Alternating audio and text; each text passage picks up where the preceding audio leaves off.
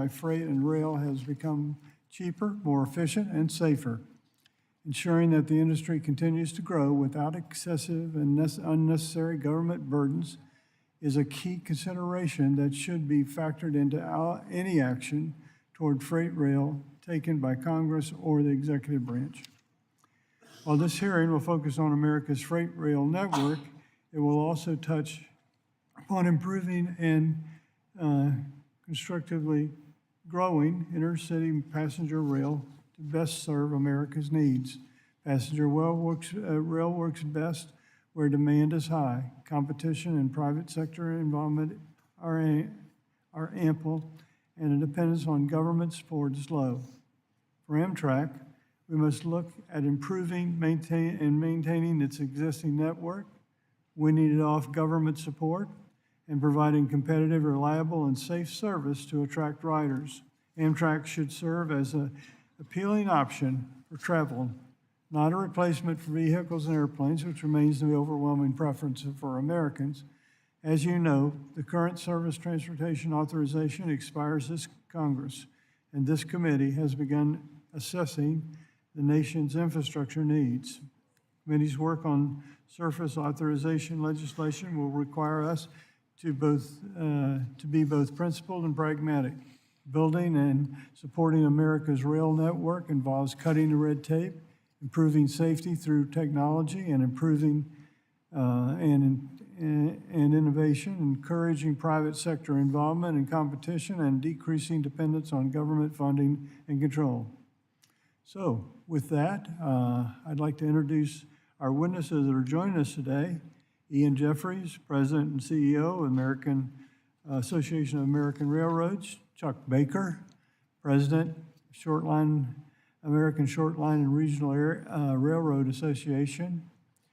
Joe D'Aloisio, is that it? Okay. Chairman, National Railroad Construction and Maintenance Association. And Jared Cassidy, Alternate Safety, National Safety and Legislative Director, SMART TD. Now I recognize Ranking Member Titus for 5 minutes, and it's great to be back united together, and we'll see what happens here.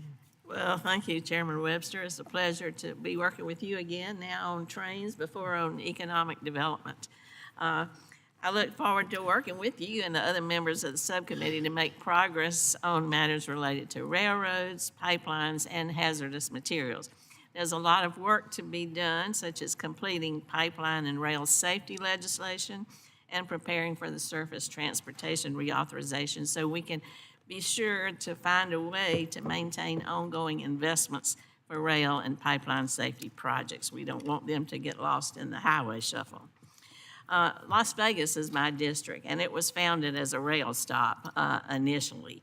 And right now, right through my district, right through downtown Las Vegas, we have a number of trains every day carrying all kinds of things. Now also we're at the forefront of the high-speed passenger rail. That's with the Bright Line, and that's going to be very exciting. It's a 218-mile route that has tremendous potential for economic development all across the Southwest, not just in Nevada, and it's going to create thousands of good-paying union jobs. You know, Bright Line West is going to provide inner-city passenger rail service between Las Vegas and Los Angeles and some stops in between, and it's going to turn what is a 4-hour drive on a good day into a reliable 2-hour ride. It's fully electrified, and it's going to reduce emissions, it's going to relieve traffic, and it's going to provide travelers a safe and more fun way to get to their destination, which we hope is Las Vegas. Now, Bright Line was the first high-speed rail project to reach the first of its kind memorandum of understanding with all 13 rail unions. They all use rail labor in the operation and maintenance, and this is quite an accomplishment. All told, it's one of the most exciting passenger rail projects in the country in a long time. I was proud to support investments in the bipartisan infrastructure law that made this public-private partnership a reality. The project was awarded $3 billion in Federal State Partnership for Intercity Passenger Rail Grants. That's a mouthful, but it's going to also include $9 billion in private investment.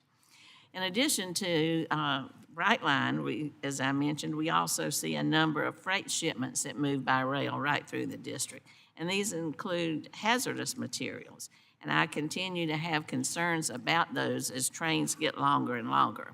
So not only do we need to be mindful of train length, but I want to be sure that our workers and first responders know exactly what's moving on those trains. Congress required the Pipeline and Hazardous Materials Administration to develop guidelines for the trains to inform first responders in real time after an accident occurs so they know what they're dealing with. I'm pleased that the previous administration was able to get this requirement finalized. That was in June 2024, and I urge its continued implementation so first responders have the information they need when they respond, and the communities around there are also prepared to deal with rail incidences. Lastly, I'd like to see this committee pass rail safety legislation. I'm glad that the previous administration finalized a 2-person crew requirement. I've long advocated for that, and I was pleased to hear that the DOT nominee, Mr. Duffy, indicated his support for that requirement during his confirmation hearings last week. So I hope we can hold him to that and work with the new administration to get rail safety legislation that contains a number of important safety improvements across the finish line during this Congress. So I thank our witnesses who are here today for their time and look forward to hearing their information. And with that, I'll yield back, Mr. Chairman. Thank you. Now recognize Representative Larson, the ranking member of the full committee. Recognized, 5 minutes. Thank you, Chair Webster and Ranking Member Titus, for holding today's hearing. I'm glad we're following yesterday's hearing on building highways, roads, and bridges with this hearing on rail, because the infrastructure bill has helped create 1.6 million construction and manufacturing jobs across the country. These jobs, with good wages and benefits and working conditions, are driving the low 4.1% unemployment rate while modernizing our infrastructure, including our rail infrastructure. But as I said in yesterday's hearing, it makes it hard. This is why it makes it hard to understand how on the first day in office, the administration signed an executive order to halt this progress, putting millions of dollars, hundreds of thousands of jobs, and thousands of projects at risk with one section of one of the executive orders. Halting the flow of benefits from these appropriations already approved by Congress is a strange way to launch the golden age of infrastructure. Instead, we need to be working on a bipartisan basis to continue these investments in all modes, in particular, as we discussed today, rail. Let's keep it going. The BIL provided transformational funding for passenger rail, as for instance. For the first time since the founding of Amtrak, intercity passenger rail has guaranteed funding. 5 years of advanced appropriations that allows Amtrak to address decades of deferred maintenance and begin construction on long-delayed capital projects. Before the BIL, Amtrak would have to wait until Congress completed the annual appropriations process to find out its capital and operating budget. That is no way to run a railroad. The BIL has invested nearly $53 billion for 594 projects to improve rail safety and expand passenger rail travel nationwide. In my state, the Cascadia ultra-high-speed ground transportation project recently advanced to phase 2 of the Corridor Identification and Development Program. It will connect communities throughout the Pacific Northwest to include Vancouver, BC, Seattle, and Portland. It will connect workers in my district to jobs. It will increase access to housing. It will offer greater ways for almost 10 million people to get around the Northwest. Similarly, the Federal-State Partnership for Intercity Passenger Rail is matching billions of dollars in state and private investment in passenger rail improvements. These investments include Brightline West, as Ranking Member Titus noted, and the Southeast Corridor improvements in North Carolina and Virginia. We have a need for guaranteed funding for rail. Public investment is vital to building a truly national intercity passenger rail system. Last week, the FRA released a report in support of additional long-distance service that incorporates feedback from 50,000 stakeholder and public comments. Amtrak will need new equipment and in some cases new stations to address these service improvements. We also have an obligation to ensure rail travel remains safe for people and safe for goods and safe for communities. So I welcome Secretary-Designate Duffy's commitment to safety as the highest priority for the Department of Transportation. I look forward to working with him to reduce accidents and to save lives. Unfortunately, Class 1 freight rail accident and incident rates have not significantly improved over the last 10 years.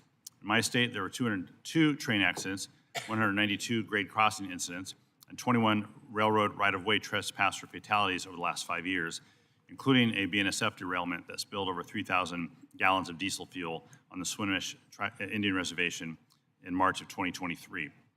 One major cause of incidents is longer trains, and last fall, the National Academies of Sciences published a report detailing the risks posed by long trains, defined as those longer than 7,500 feet.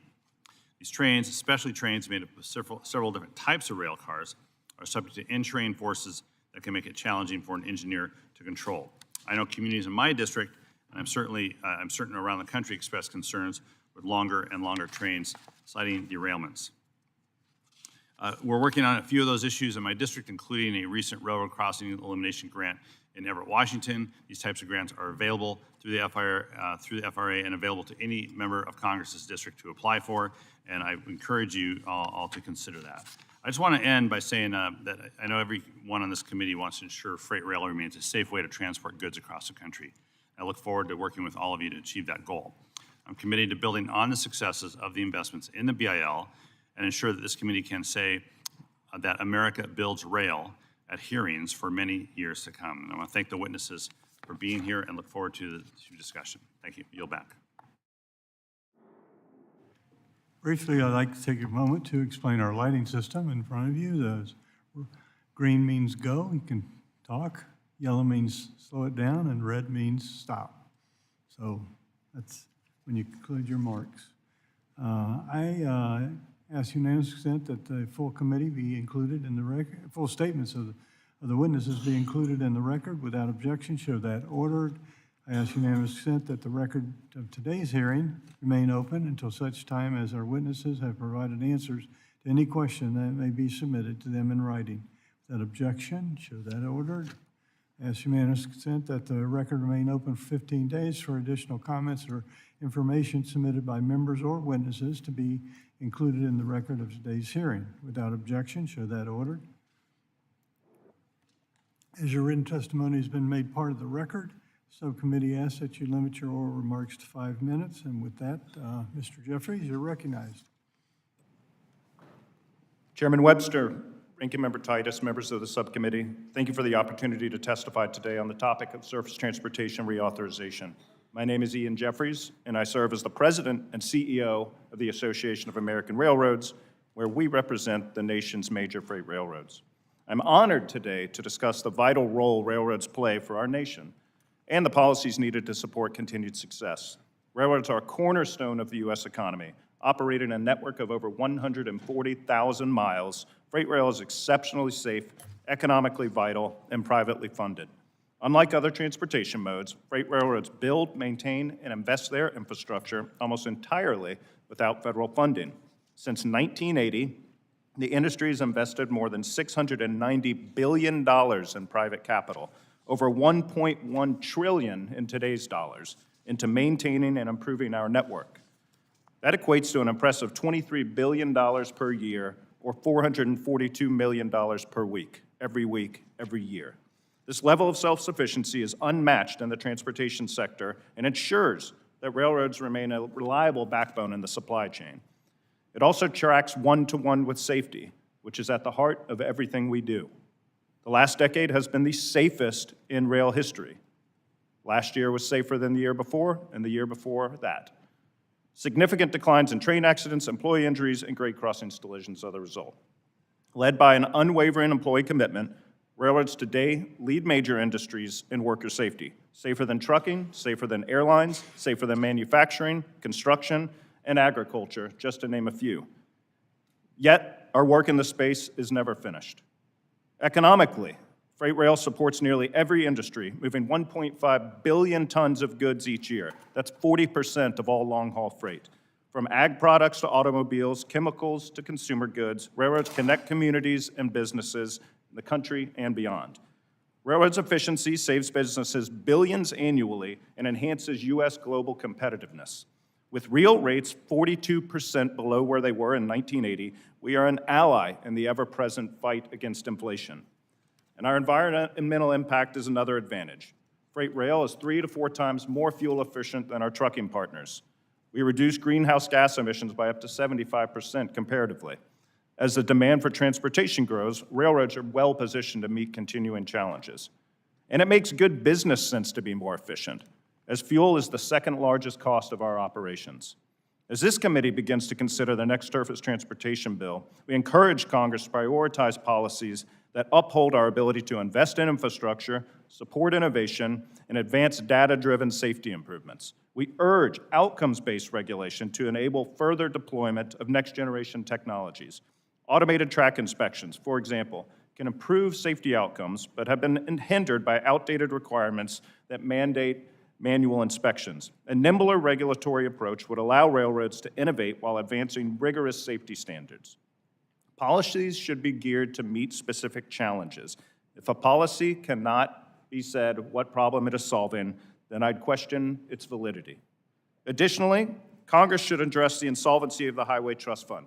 The CBO projects without legislative action, the Highway Trust Fund will face insolvency by 2028, accumulating a $280 billion deficit by 2034, only increasing reliance on general fund transfers like the $118 billion provided under the IIJA.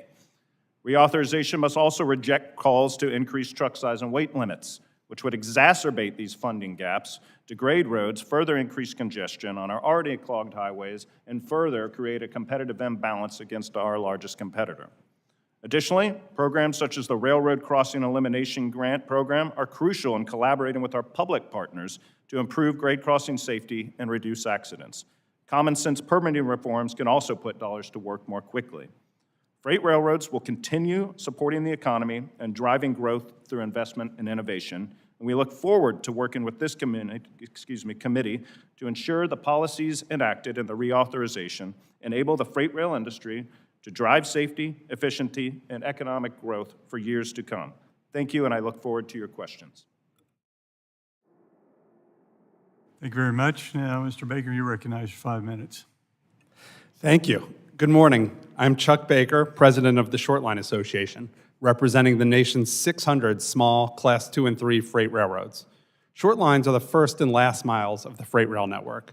We move industrial, agricultural, and energy products between ports, factories, and farms, and the larger Class 1 railroads, which connect us to the national and global markets. Short lines used to be the unprofitable branch lines of the larger railroads. Following partial deregulation, rather than abandon those lines, the Class 1s sold those lines to local entrepreneurs. Those newly minted short lines didn't have much traffic and weren't in great shape, but the local folks who took over these lines were eager to make a go of it. They ran efficiently, focused on getting just one more new customer or carload, and bent over backwards to serve their existing customers. And it worked. Today, short lines are critical in your communities and ensure that the goods your constituents rely upon get to their homes and businesses safely and affordably. We now manage 50,000 miles of track, which is 1/3 of the freight rail network, and touch 1/5 of all carloads, but only account for about 6% of the industry's total revenue. So, short lines are small businesses, but we have a large impact on the U.S. economy. We operate in 49 states, support 478,000 jobs, and produce $56 billion in value added to the economy. For decades, members of this subcommittee have supported policies that allowed short lines to survive and thrive. Almost every one of you has a short line in your district. Chairman Webster has 2 with the Florida Central and Florida Midland. Congressman Garcia has 9. Congressman Westerman, who's not here at the moment, he has 15. That's the most of anybody in Congress. Congressman Begich in Alaska is one of the states where short lines are the entire freight rail network in the state. The title of this hearing is America Builds, and short lines are indeed eager to build. The next surface transportation reauthorization bill will have a long-term impact on the country. Our top priority in that bill is robust funding for the CRISI program. It's the only federal program that short lines are directly eligible for, and it's been transformational. 240 short line CRISI grants have been awarded. These are bridge rehabilitations, tie changeouts, and rail replacement projects that simply would not have been possible without CRISI. With March approaching, to use a college basketball analogy, Chrissy helps get projects off of the bubble and into the big dance. Because of Chrissy, short-line railroads are safer and customers are better served. Small towns and rural communities have new jobs. The air is cleaner, streets are less congested, and taxpayers are on the hook for less highway maintenance. My testimony provides a lengthy list of completed Chrissy projects with specific statements of support. Here's one example. The plant manager of a wood panel processing facility in northeastern Michigan said, Lake State Railway's service has allowed our operation to be cost competitive despite our remote location. Chrissy has allowed us to load 286,000-pound rail cars, reducing our costs and helping to ensure our long-term success. Beyond robust funding, Chrissy also needs advance appropriations to continue to be most effective. For long-term infrastructure investments, certainty and predictability are crucial. To make Chrissy even more effective, we need to speed up the process and shorten the time from announcement to obligation. Good options include batch processing of NEPA categorical exclusions, more aggressive use of pre-award authority, or simply setting deadlines. This program can move faster with no real additional risk, and that would be good for getting America to build. On the safety and regulatory front, I'd ask that the committee keep the big picture in mind. Rail is the safest mode of surface transportation, and the industry is already highly regulated. Any new regulations should be focused on solving actual safety problems and be practical for short-line railroads to implement. For short lines, the biggest derailment risk comes from broken rail and wide gauge. And the best way to fix that is simply to invest in the track, and that's what Chrissy already does. For railroads in general, the biggest safety risks come from grade crossing and trespasser accidents. The Section 130 program and the Rail Crossing Elimination Program address those issues, as does support for Operation Lifesaver. Finally, I ask that Congress not increase the size and weight of trucks on our nation's already overcrowded, under-maintained, and excessively dangerous highway system. We are joined by a broad coalition of cities, counties, police, first responders, labor organizations, and highway safety groups in that request. For railroads, trucks are direct competition. They already don't pay their fair share of highway maintenance, and making them bigger would make that problem worse. It would shift freight from rail to truck, and we'd end up with not only bigger trucks, but more of them too. Thank you. Thank you. Now, Mr. Delawisio. Thank you, Mr. Let Chairman. me get that. Good morning, Chairman Webster, Ranking Member Titus, and members of this esteemed subcommittee. My name is Joe Delawisio. I'm Track Division Manager at a company called Railroad Construction Company, or RCC, and I currently serve as Chairman of the Board of the National Railroad Construction and Maintenance Association, or NRC. Let me first begin by congratulating Chairman Graves for another term as Chairman of this vital committee. I would also like to congratulate Chairman Webster and Ranking Member Titus for your new positions on this important committee. Could you move the mic just a little closer? Sure.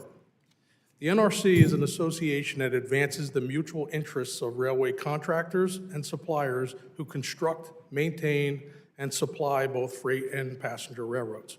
I happen to be a third-generation railroader. My grandfather, Joe Sr., he built railroad track as a track foreman for the Erie Railroad and later established the company I work for in 1926.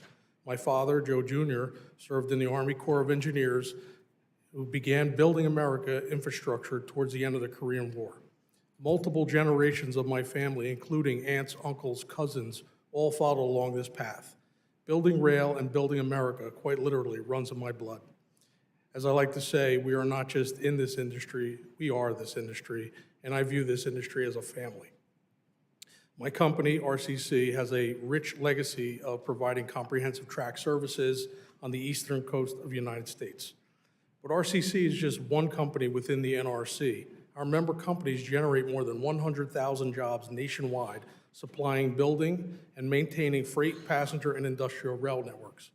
Our members are also mostly small businesses, so we focus on safely delivering quality goods and services for our railroad customers, while also doing so in an efficient and cost-effective manner.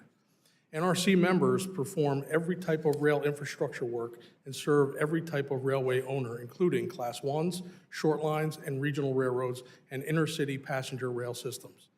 In 2024, contractors played an invaluable role in helping railroads and industrial shippers in the southeastern United States respond to damages from Hurricanes Helene and Milton, and we expect that helping tradition to continue throughout 2025 and beyond. As this committee begins the process of reauthorizing surface transportation programs, the NRC offers the following recommendations that we suggest will help America build. More detailed information is in my written testimony. We'd like to see provide robust funding for our core rail grant programs. The IIJA made many substantial impacts to our industry, including unprecedented levels of funding to rail programs. Spending on infrastructure, especially rail infrastructure, is truly a sound investment that pays dividends to our economy, supply chain, and transportation networks. The NRC supports funding at existing or increased levels for rail grant programs that improve efficiency, safety, and environmentally friendly freight and passenger rail transportation.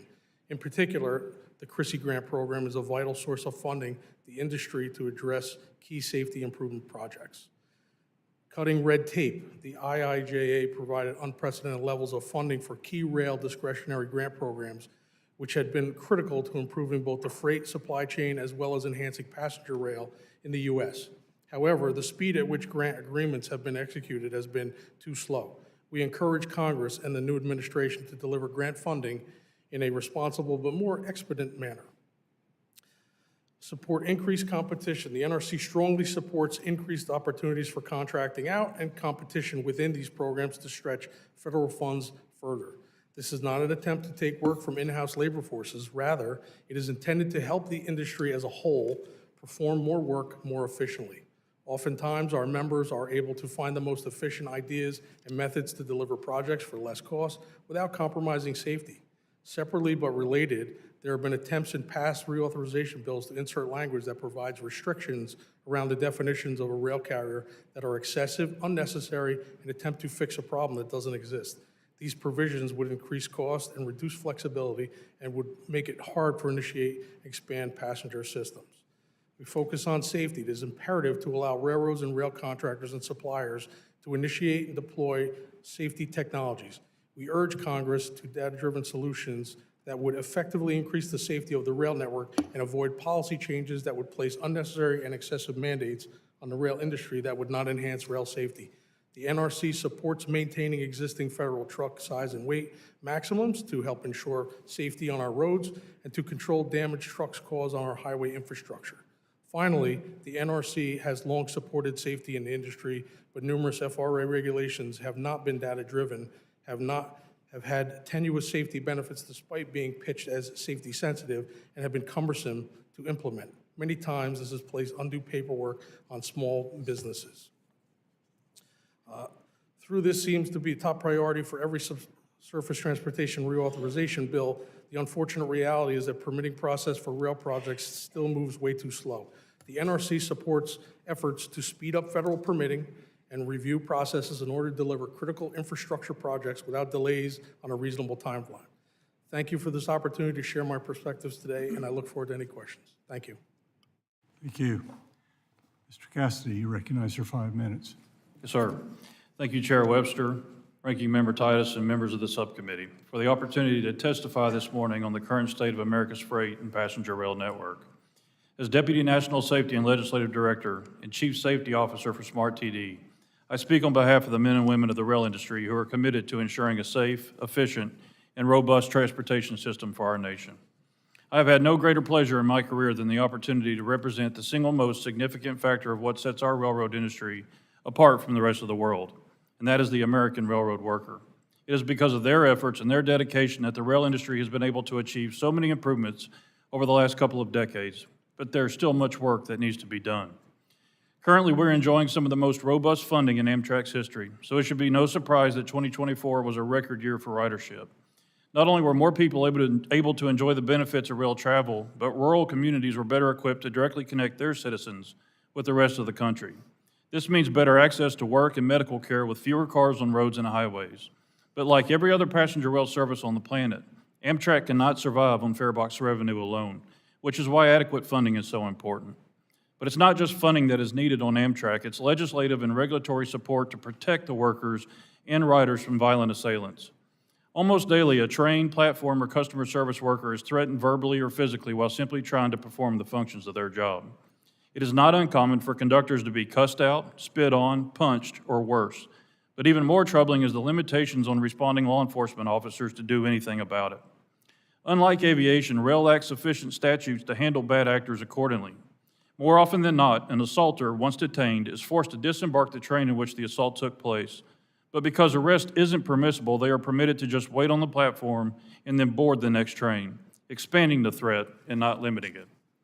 Our members' main priority when they are at work is to perform the functions of their jobs to the best of their ability, day in and day out. They want to get to where they're going safely, without incident, and then back home to their families the same way they went to work. They take pride in safely moving passengers and freight, and they are proud to see a job well done. I think this is why there is so much internal conflict in the rail space today, because workers are being asked to do more with less, resulting in diminished service and deficient safety processes and protocols. Training in the freight rail side of the industry has become abysmal in the majority of Class I railroads. While some positive changes have been made on at least one major railroad, the reality is that carriers are more focused on the shortest path rather than the most efficient one.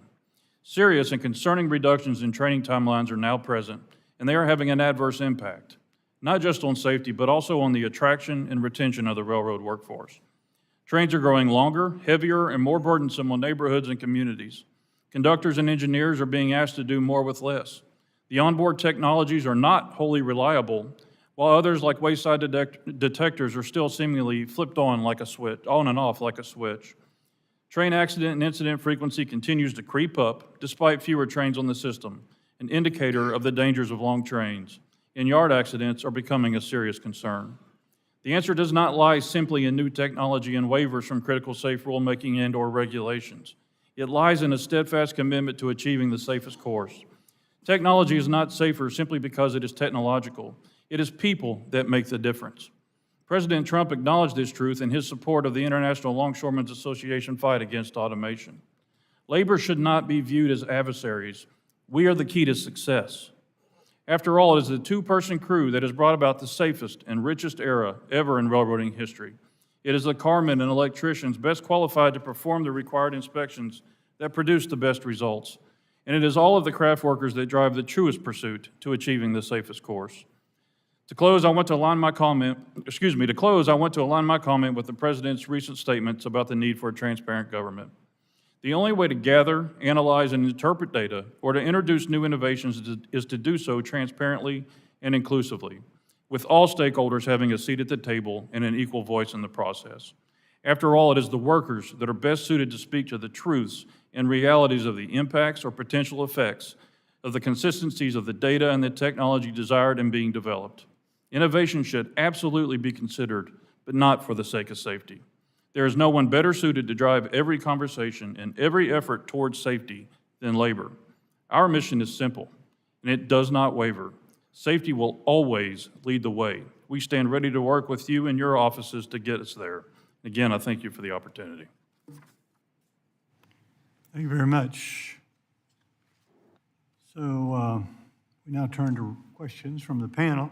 I'll recognize myself for 5 minutes. My first question goes both to Mr. Jeffries and Mr. Baker. Purpose of safety regulations should be to achieve safety outcome in the most efficient means possible. Most FRA regulations are prescriptive in their approach. How could the industry benefit from a more performance-based approach to establish standards while also allowing operators flexibility on how those standards are achieved? Start with Mr. Jeffries. Thank you for the question, Mr. Chairman. So we're a 200-plus-year-old industry in the originally federally regulated industry, and we've got the Code of Federal Regulations to support that.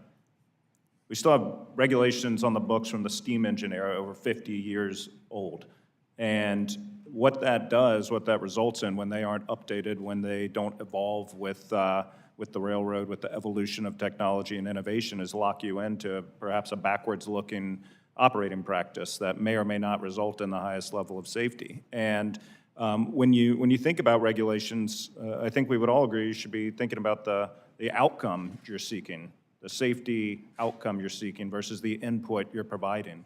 And so when you have a performance-based regulation, when you have an outcomes-based regulation, you set a standard and you allow for multiple ways to achieve that standard, also allowing for new developments in technology, new developments in innovation, new operating practices that can achieve, if not exceed, that standard. So not locking in current technology or current operating practice is key, in our opinion, in order to advance safety down the road into the future. Baker. I'd add, Mr. Chairman, that the difference between short lines and Class 1s, I think, illustrates your point. A regulation that would work for a 20,000-person Fortune 500 company with 13 different unions probably makes no sense for a 5-person company with 1 locomotive and maybe 1 union. And so I think common sense would tell you in that scenario, a performance-based, outcome-based regulation would make more sense than a prescriptive government telling you exactly how to do it. Anyone else with a comment on that? Yes, Mr. Cassidy. Yeah, Mr. Webster, thank you for Chairman Webster, thank you for the question. What I will add is labor supports the idea of performance-based regulations in as much as that what we're doing or trying to achieve is done safely. We do have a lot of regulations that look backward, but that speaks to the fact that how we achieve the level of safety we have today is that regulations made sure we had the guidelines and protocols to get us there. And so when we consider innovation, please rest assured that labor supports new technology and innovation to help us work safer. But we need to make sure that the umbrella is not too big so that when the new technologies are being developed, that there's not too much freedom, because the impact could be great on the American public. These are new ideas and new things, so we need to make sure that we have the right processes in place. And when I said in my testimony that labor stands ready to work, it's vitally important that we play a role in these technologies and innovations, because we are the ones that are most impacted by it. And we're also the ones best suited to protect the public and how it can impact them. So, when we look forward to a new process for regulations, safety has got to lead the way in these. We cannot accept technology is safer simply because it's technological. We have to make sure we're doing what's right. Can each of you, or one or all of you, describe the importance of permitting reform for building and maintaining a robust and safe rail network and infrastructure networks? Anyone want to take that one? I'd be happy to. It's a cliche, but it's very true in this case. Time is money. Permitting reform, when projects are delayed, and Christie projects are a great example, when they're delayed, costs go up and scope gets reduced.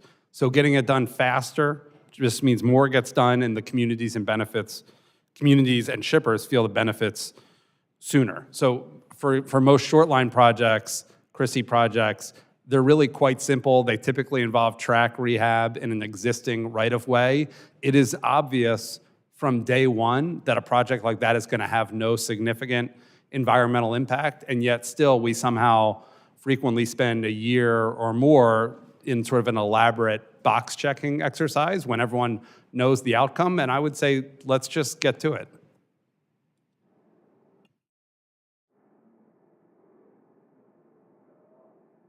That's the end of my time, so I recognize Ms. Titus. You recognize for question. We'll hear a lot about safety today, and certainly it is a priority. Mr. Cassidy, you said transportation workers are the backbone of our infrastructure system, and I certainly agree with that. We need to be sure that they can perform their duties in a knowledgeable way and in a safe way, in a way that benefits themselves as well as their communities. I understand that SMART participated in 9 National Transportation Safety Board investigations last year. And I would just ask you, with all this emphasis on safety, why are conductors still getting hurt on the job? Do you notice patterns? Is there anything that we can do about it that might be helpful? Thank you for the question, Ranking Member Titus. And that is a loaded question. Why are our members still getting hurt on the job is a multitude of reasoning. I would start with training. When I hired on with the railroad, I come from the craft that those that may not know that I started as a conductor on CSX Transportation and was promoted to a locomotive engineer in 2008. Our training was robust, and it was quite different. In fact, I actually had to pay almost $6,000 just to hire on with the railroad to transition that to what we're looking at today, where you get a bonus for taking the job. But the point I'm trying to make is that the emphasis was on training. We had to go through a regimented process in a school of roughly 6 weeks, and we had roughly 6 months of training. You know, the way the training programs work in the regulatory world is that the railroads are required to develop programs and submit those programs to FRA. But there's so much freedom in the training programs, the way that they're approved, that they're able to make adjustments or slash timelines without any oversight whatsoever. And what we're seeing now today is training that is being rushed through at astronomical levels. In some cases, in 6 weeks, you see people from hire to working as a conductor. And so that is the single greatest factor. There is not an incident anywhere in this country that we've had the opportunity to investigate with the NTSB that training did not have a role in that. Then you look at some of the practices and the efficiencies and the pressures, the external pressures that are being put on workers, and you have a recipe for disaster. You know, so there's a lot of things that we can improve, but to make this answer short, we have got to get back to taking on training, not focusing on regulatory minimums and only doing what's required by the regulation, but actually owning safety and making sure that our folks are comfortable in their own skin when they're at work and aware of what's going on, what changes have been made, and how to do the job effectively and efficiently. Thank you very much. I think we should look at that as we move forward in this. Appreciate that. Mr. Jeffries, I've just been in this position a short time, and I've already had a number of members talk to me about blocked crossings and long trains and the problems that they cause in their communities. I understand that this committee was told last year that they shouldn't act on any legislation until the report came out of the National Academies of Sciences on the problem of long trains. That was mandated by the bipartisan infrastructure law. Has that report come out? I believe it may have, yes. I think it came out September the 17th. Okay. So I would just ask you, what is in that report that says that we now can act on or should act on to address this problem of long trains and blocked crossings? So thank you for the question, Ranking Member. If I could quickly hit on Mr. Cassidy's comments before I get into this question. 2023 was actually the industry's all-time low in employee injuries, the rate of injuries in the entire industry's history for Class 1s. 2024, we're still closing out that data. Through 10 months, it's slightly lower than 2023. Always more work to be done. Rigorous training is absolutely key, but I just wanted to include that data point. When it comes to trains and train makeup and train length, the median train length of Class 1 train right now, meaning 50 percentile, is about 5,000 feet, and about 90% are shorter than 10,000 feet, and 99% are shorter than 14,000 feet. And train makeup is a subject of commodity mix. It's a subject of what the infrastructure capacity is, and trains are built to be managed based on what the capacity of both the commodities being moved and the length of the train. And I can tell you, in looking at the train accident rate, as we've seen in certain areas, trains grow a bit longer depending on commodity mix, largely driven by the decrease in coal, increase in intermodal. We've actually seen the rate decrease. We've seen the rate decrease from 2022 to 2023 through the first 10 months of 24. And so we continue to operate trains in a safe manner regardless of length and commodity mix. I appreciate that, but my question was about the report, what it said that Congress can now act on since this information has come out about these long trains and blocked crossings. If I could just briefly say that Congress should empower regulatory agencies to address challenges by requiring railroads to put cars together in the safest configuration, ensuring crews are trained, authorizing the FRA to obtain and publicly share data on blocked crossings, and imposing financial penalties of sufficient magnitude to ensure the crossings don't remain blocked. So I think this is something we need to look at as we move forward with this reauthorization. Thank you, and I'll yield back.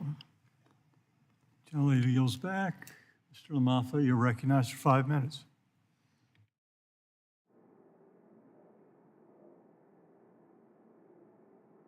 LaMaffa.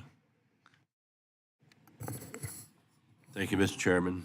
Appreciate it. And thanks to our panelists. And I'm going to have a couple questions for Mr. Jeffries and Mr. Baker to start up with. And it's going to be based on our old pals CARB in California, California Air Resources Board. As you know, they submitted in 23 a petition to EPA to be granted yet another waiver under the Clean Air Act to set its own standards for locomotives, called the In-Use Locomotive Regulation. It will be required by 2030. Not loud enough? Okay. Part of it's me. I'm kind of broken too, so anyway. So by 2030, only locomotive engines made 2008 or newer are available in California under that reg. So it could be that that request would violate the Clean Air Act, which explicitly prohibits states from setting their own standards for never used locomotive engines, but also isn't technologically feasible at this point. Now, CARB has seen the light and withdrawn for now its waiver application to EPA for the in-use locomotive reg. So, gentlemen, please tell this committee what the economic impact of the railroad industry would have been if EPA had gone through with this rule, and how would any cost increases basically hit the consumer? So first, Mr. Jeffries for a moment, then Mr. Baker. So what the impact of the rule would have been? Mm-hmm. Well, I can tell you for the two Class 1 railroads located in California, BNSF and Union Pacific, the annual cost would have been $800 million per year, so $1.6 billion collectively. And I know that the short lines have reported that at least 25% of their companies would be put out of business. We're gratified that CARB withdrew its request to EPA. The request was unlawful not only under the Clean Air Act, but also under ICTA, the Interstate Commerce Committee Termination Act. Certainly the overarching goals of the regulation were laudable to move to further decrease emissions, and that's something railroads continue to work on to this day. Well, you are working as technology improves, not heavy-handed mandates. Mr. Baker. Yes, sir. We were extraordinarily concerned about that waiver. You would not have thought that CARB could come up with a waiver that the last EPA wouldn't have approved, but they seem to have found one, and so we were pleased when it was finally withdrawn. It would have been completely catastrophic for the short line railroad industry. Well, tell me, Mr. Baker, there's a quote out there saying that CARB acknowledges that a percentage of short lines, they know they would go out of business. Yeah, in CARB's own rule, they said if short line railroads can't pass on these costs to their customers, which most couldn't, they would just go out of business. And they just left that in there as like, well, that's an okay result. And we found that pretty horrifying, and their shippers found that horrifying in the communities. And well, it's very important in my area, ag products, with the moving rice or other things in the area, or wood from the mill, and being able to get it to the main line in a timely manner, and it's just over. It's amazing. So tell me about this, gentleman, on if President Trump has come out on the side of not allowing this mandate to come forward, but what if we have a change politically, and should we have a change of the laws to make certain that CARB doesn't have the ability to get waivers in the future and just keep some continuity in the industry? I would say absolutely. Again, we think it's what CARB tried to do with locomotive regulations was in complete conflict with two existing laws, but apparently that needs further clarification. Yeah. Mr. Jeffries, you touched on at-grade crossings, and I have a great concern that because in rural areas, that's about it. And my understanding from a previous hearing, if I'm remembering correctly, is that to make a at-grade crossing into a split crossing is about $40 million, at least in my high-cost state of California. So what do you see in that at-grade elimination program? For everyone that goes out, are we going to put one in? Are we going to put one in that is a split grade, or are we going to see a bunch eliminated? Because we have this mess of high-speed rail going through the Central Valley that's going to cut off a lot of farms and access. Touch on that, please, Jim. So I think Grade crossing elimination is absolutely key in certain situations. Certainly doesn't apply everywhere, but I think in areas, anywhere you have a grade crossing, an at-grade crossing, driver education is important so that folks know to see, track, think trains and look for trains that might be oncoming. Having appropriate safety equipment at the crossing, again, is a key safety attribute, but there's no one-size-fits-all. The important thing, though, is that folks understand that when road and rail connects, the drivers need to assume there's a train coming and verify that that's not happening before trying to get across the track. Yeah, I mean, heck, we got lights and signals and arms and all this stuff, so after a point, it becomes the Darwin Awards or something. So anyway, I yield back, Mr. Chairman.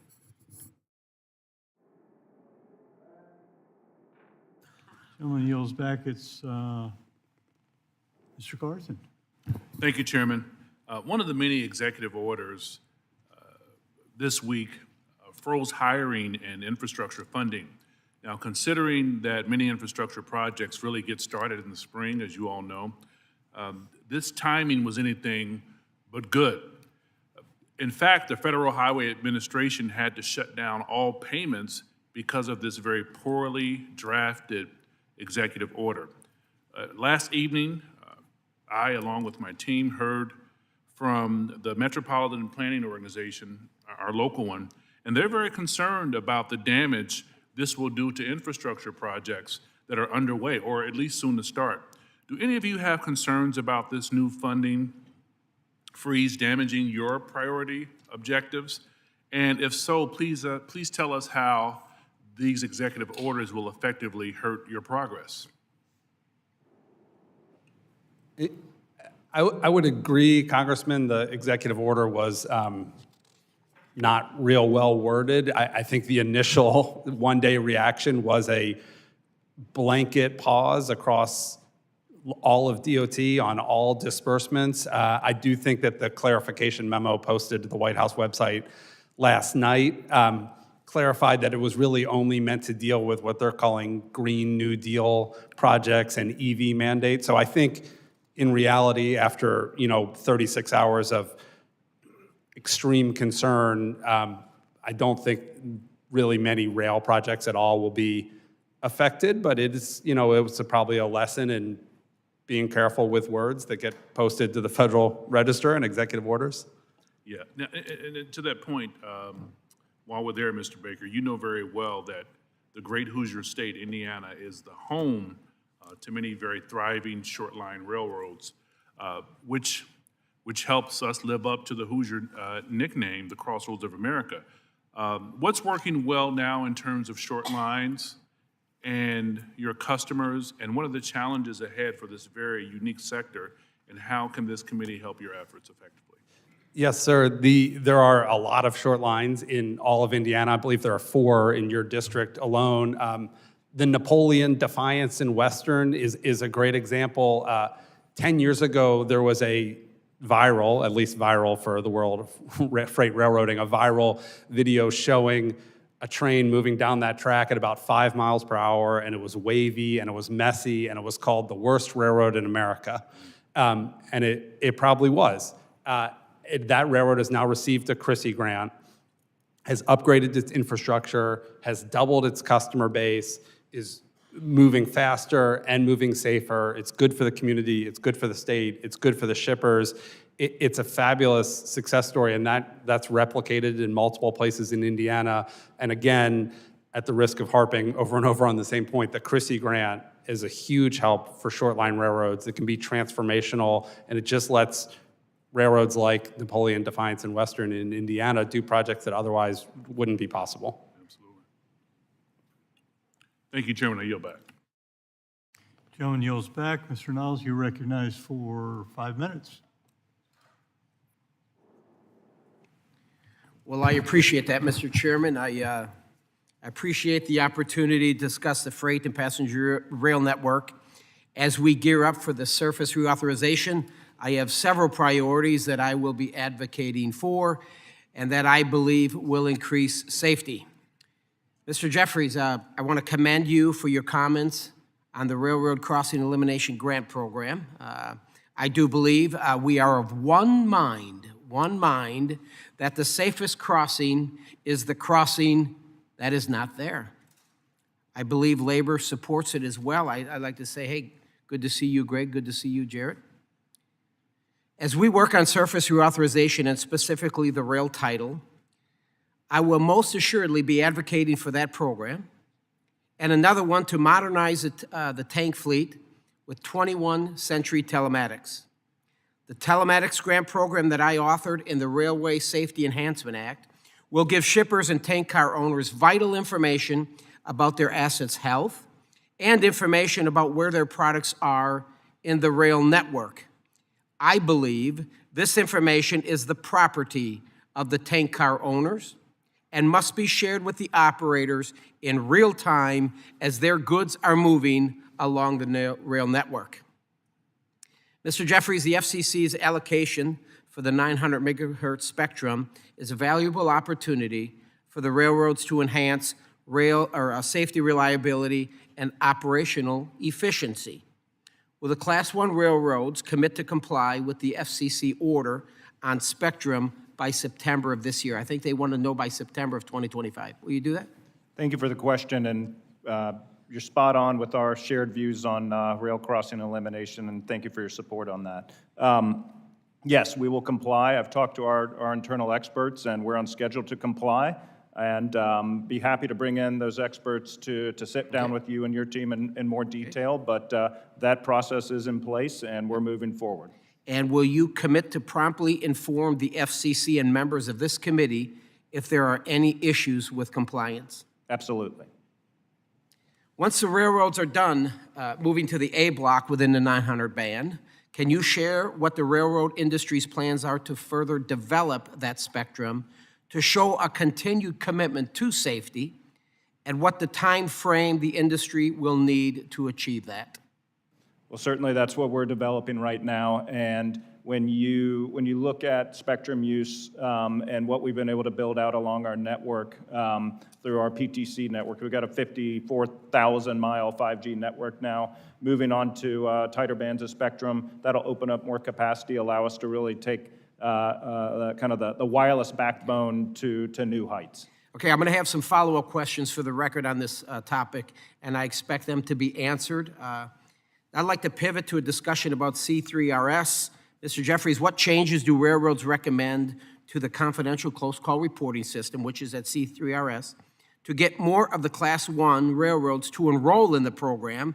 Because if you remember, you sent a letter saying all the Class 1s would enroll in this after East Palestine. Thank you for that, and it's a good discussion to have again. So 2 of the Class 1s have signed up to the program. We've long held views that edits need to be made to the program. When folks think about the ability to report concerns confidentially, first and foremost, every railroad has a system like that in place. Sure. And following the aviation... Mr. Jeffries, hate to cut you off, but let's get it done. I have a minute left. Okay.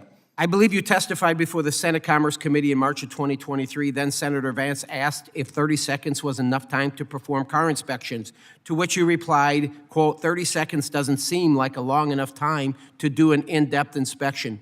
Should there be a minimum time requirement for carmen to do inspections? And if not, what do you recommend? So I'd say there's no one-size-fits-all. There's myriad inspections that occur, and while 30 seconds may not be a lot, there may be 0 time required if it's an autonomous inspection. Fair enough.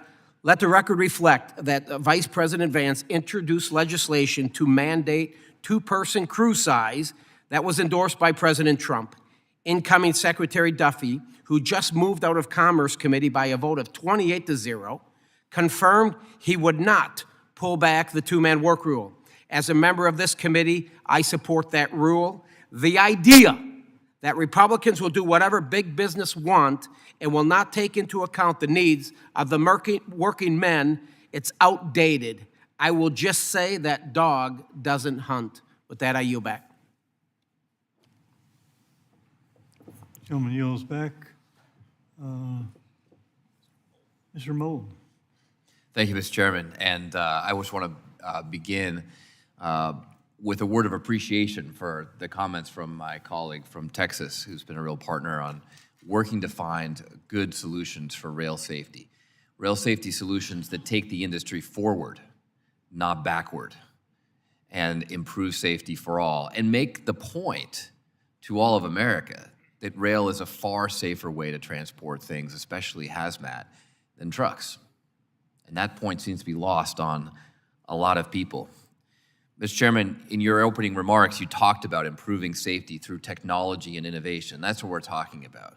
When the industry comes back to us and says you just want to install defect detectors, a 1960s technology, when you have the opportunity to put in telematics so that every engineer on every train knows the instantaneous bearing temperature of every wheel and can immediately respond to a problem.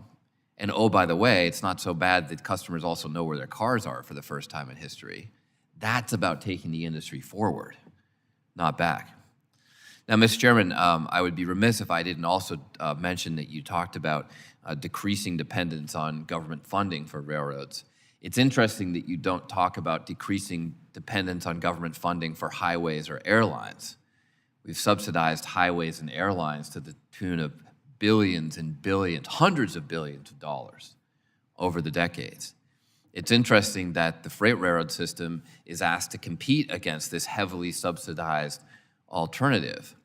The freight railroads are really the only transportation system in America that funds its own infrastructure through the private sector, right? Now, President Trump has instituted this new Department of Government Efficiency. I think the idea is that the government should invest in efficiency and perhaps not subsidize inefficiency. So if the only transportation system efficient enough to pay for its own infrastructure is freight rail, then why do we continue spending billions and billions and billions of taxpayer dollars every year subsidizing highways and truckers? Shouldn't we be investing in efficiency? Does that make sense to you, Mr. Jeffries? 100%.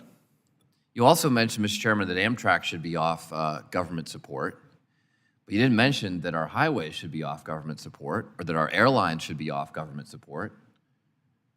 It's an interesting contrast. Mr. Cassidy, you mentioned high-speed rail in your opening comments or your testimony. It's interesting that America is the only developed country in the world not investing in high-speed rail. The only developed country in the entire world. I challenge anyone here to think of another developed country that's not investing in high-speed rail. We're just barely starting. Now, is that because there's some vast high-speed rail conspiracy that's infected every other country on Earth and just hasn't hit the United States yet? Or does it actually make sense, make economic sense to invest in high-speed rail? Thank you for the question, Congressman. It absolutely makes sense to invest in high-speed rail. You know, we fall short in comparison to the other countries, and one of the most advantageous opportunities we have is to expand the rail system in this country, and high-speed rail is that opportunity. And we fully support and are on board to see more rail for the citizens of this country. And so, you know, we need to capitalize on that. We need to accept that. There are no conspiracies out there as far as I'm aware of high-speed rail. The one hurdle we do have is that for some reason in this country, people hear railroads and they think of it of ancient technology or ancient methods of transportation, and we've got to get outside of that box and make sure that we're talking to folks and letting them know what rail can do for them and how we can make their lives better. Rail is a more efficient use of taxpayer dollars. It's a more efficient way to simply transport goods. One single train can take 150 to 300 trucks off the highway. That's good for everybody who uses our highways, truckers, passenger cars. We know that tens of thousands of Americans die on our highways every year. Railroads are far safer. They're also better for the environment. I mean, the benefits go on. So let's invest in efficiency. Mr. Jeffries, why does the rail industry have a reputation for being stodgy and old-fashioned and doing things like Mr. Nels and I described, investing in old-fashioned technology rather than growing for the future? Well, I would beg to differ, not surprisingly. Look, we're a 200-year-old industry. We're a legacy industry, but I can assure you we're not your grandfather's railroad. We're not your father's railroad, and tomorrow's railroad's not going to be our railroad. And innovation and technology are that path forward. You talked about using, detectors from the 60s. That's why we're developing, inspection portals, machine visioning, acoustic bearing detectors, autonomous track inspection technology. All of that should be encouraged because there's a positive safety outcome. I've lost my time, but let's hope you do enough of that that it actually becomes the reputation of the industry. I'm with you on That's that. the opportunity Thank you. before us. Thank you, Mr. Chairman. I yield back. Gentleman yields back. Mr. Owens, you're recognized for 5 minutes. Thank you. Thank you so much, Mr. Chairman and Ranking Member Titus. Thank you for holding this hearing today as the committee prepares for the Surface Transportation Reauthorization, and of course to thank our guests. I'm thrilled to be a new member of this subcommittee. Utah boasts as a rich rail history, from hosting the completion of the Transcontinental Railroad at the Golden Spike Ceremony in 1869 to our vision of a statewide inland port. Our goal is to be the crossroad of the West as we serve as a vital hub for freight exchange across the country. The rail industry is one I deeply admire. In my position as vice chair of the subcommittee of education workforce, I applaud America's freight rails in using their own funds on capital expenditures and upkeep expenses. While much of our country's infrastructure lags behind modern standards and needed upgrades, the freight rail is at the tip of the spear in this innovation. With an average compensation of over $149,000 and a median tenure of railroad employees of 13 years, this industry continues to be the place where people want to work, enjoy working, and supporting a family without a large amount of student debt. As a member of the Education Workforce Committee, I look forward to working with you to better connect America's great talent to this essential industry. Mr. Jeffries, from the workforce perspective, what does your industry do differently, and how can other industries struggling with stagnant wages, employment and retention, and low morale learn from the railroads? Thank you for the question. And you hit the nail on the head. Our employees, as Mr. Costi made the point, our employees are the key reason that we are able to serve America's communities and customers so well and do it at such a high level of safety, and they deserve our thanks every day. And you're right that the average tenure for a rail employee is almost 4 times that of other industries, and so we're very proud of that, and we want to keep our folks, keep them online, and that's why we have 4th-generation railroaders working on our teams. So I would put a few different pieces together. One, we've worked very hard over the past few years to build a positive momentum with our employees, whether that's scheduling agreements that provide a more predictable schedule for our operating crafts to better plan their lives, whether it's negotiating out paid sick benefits, of which over 93% of our employees now have, or whether it's getting a jump on collective bargaining so that our employees don't have to wait several years before they get their additional pay increases. And I'm very pleased that while the latest round of bargaining started just this past November, we already have 5 national agreements fully ratified in place, so the employees of those 5 unions know what their salary increases are going to be for the next 5 years. They know their health care is going to be almost half that. The cost of their health care is going to cost almost half that of the general population, and they know that they're going to get additional days off early in their careers. Not to mention additional deals that have been done on a railroad-by-railroad basis, the lock-in agreements as well. And so it's about listening to the employees. It's about understanding what their priorities are. Again, we have a new generation of railroaders coming onto the railroad that have different priorities, different desires from what they want to see. And a lot of that's about work-life balance and understandably being able to plan your life and schedule your life and be home for planned events. And so that's a continuing effort, but I think that's a priority you hear from our executive level day in and day out, and that resonates, and we're seeing progress there. I just want to make a point. I mentioned earlier that the median tenure of the railroad employees is 13 years. The private sector is 3. So there's something that you're doing right, for sure. I want to add just one other question before we let this go. The efforts to cut red tape associated with has been successful in recent years. What more can be done to fast-track routine maintenance and replacement construction projects without ignoring environmental or historic preservation concerns? Mr. Jeffries. So quickly, a couple different things. One, Congress has already taken a huge step, in fact, taken it twice, when it directed the American Council on Historic Preservation to provide the same categorical exclusions to rail properties as it does highway properties when replacing old assets. However, the ACHP has continued to ignore Congress's direction, so they need another reminder. Two, when replacing existing assets, same infrastructure, whether it's rail, whether it's bridges. One, limited reviews, of course, but also looking at the impact of that project. Some of the things we've seen also look at the impacts of the commodities that move over that project once complete. Commodities, we have a common carrier obligation to move. To us, that's not part of an appropriate environmental review. We should be talking about the project itself with set timelines and shot clocks.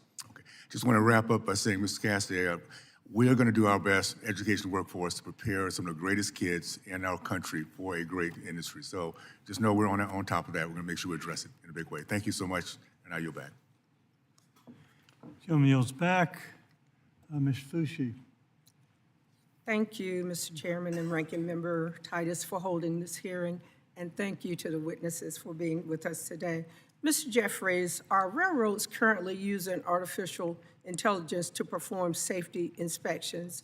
And if so, are they doing so in a wholly automated way, or are these AI programs being monitored by or used in conjunction with railroad safety inspectors? So the short answer is yes, AI is being deployed. And when you think about what happens every day on the network, whether it's via detectors, sensors, other information, we gather an immense amount of data about not only the operations, the safety, but the service of our network. And so the more data we continue to gather, we can use AI through predictive analytics to determine when a product might begin to show wear and tear based on historical performance. Or in a service standpoint, we might be able to further calibrate delivery windows so that our customers can better have a sense of when we're going to arrive, plan their workday, have their employees ready. And so there's myriad ways, but certainly there's always a human element to that. So, for example, if an inspection portal identifies a potential flaw in a train as it runs through it, that's when you have the employee then take a look at that and determine exactly what's going on, and then if there's a need to fix it, have the employee go out and fix it. So I would say we're very much in the embryonic stage of how AI might be able to be deployed, but we're certainly using it and as a way to really conduct in-depth analysis to what is a gargantuan amount of data we pull and will continue to pull. And secondly, I'm curious what standards, if any, AAR has in place or is planning to put in place regarding the use of artificial intelligence in railway safety, building on what you just said.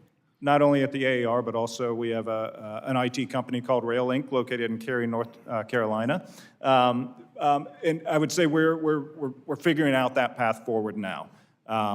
Right now, AI, like I said, we're in the embryonic stages, and once, as we mature practices at the industry level, there's always an opportunity to compare best practices and determine maybe what the best use of information may be or how to best address any issues identified by technology might be. And so AI specific, we don't have any sort of specific standard in place, but I would talk more about how technology plays into inspections, repairs, car repairs, et cetera. Absolutely, we do. Thank you. Mr. Cassidy, we just had a near shutdown of some of our nation's ports due to disagreement between labor and management over increased automation. From your perspective with SMART-TD, in what ways do you see the freight railroads seeking to automate their safety work? Sure, thank you for the question, Congresswoman. So AI is becoming a unique challenge in that, one, it's needed and it has its purpose, but two, it also is one of those things that we got to make sure happens in the light of day. And so to speak to your direct question about the longshoremen, ways that we can see AI, obviously there is an appetite or a growing desire for the railroads to eliminate onboard crew staff on the locomotives and the trains that are being operated. You look at the technologies being developed and the tasks that they're equipped to do and the way that the railroads are approaching it, you can see the writing on the wall for automation. Very quickly, as an example, CSX recently put out a letter to their training mentors that they are encouraged to reduce training time where PTC is present simply because they feel as though it relieves some of the pressure put on the conductor, and that's not true. And when we're talking about artificial intelligence, it is deployed in the railroad. And to Mr. Jeffries' point, You know, we do have these car portals, we do have track inspection, but it's not being communicated to the people that need it most, and that's the workers. And I'll give you two very quick examples. In Lexington, Kentucky, a few weeks ago, we had a derailment. Technology that was deployed on a locomotive that is there through AI to scan the track identified a defect in the rail and said basically there was a wide gauge that was about to happen. And that defect went unacted on for 5 days. And then sure enough, a derailment occurred on that exact point of that rail where the AI detected it. To the flip side of that, when you talk about car portals, in Nebraska, we had a train with a broken wheel. It was a system train that went back and forth.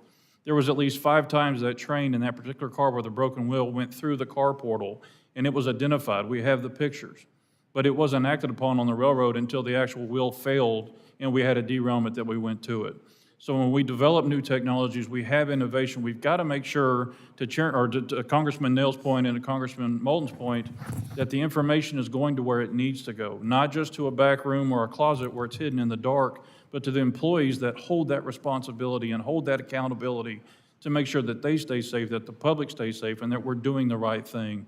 AI is important, but it's got to be done in the light of day. Thank you for that, Mr. Chairman. That's my time. I yield back. Kelly yields back. Mr. Burleson, recognized for 5 minutes. Thank you, Mr. Chairman.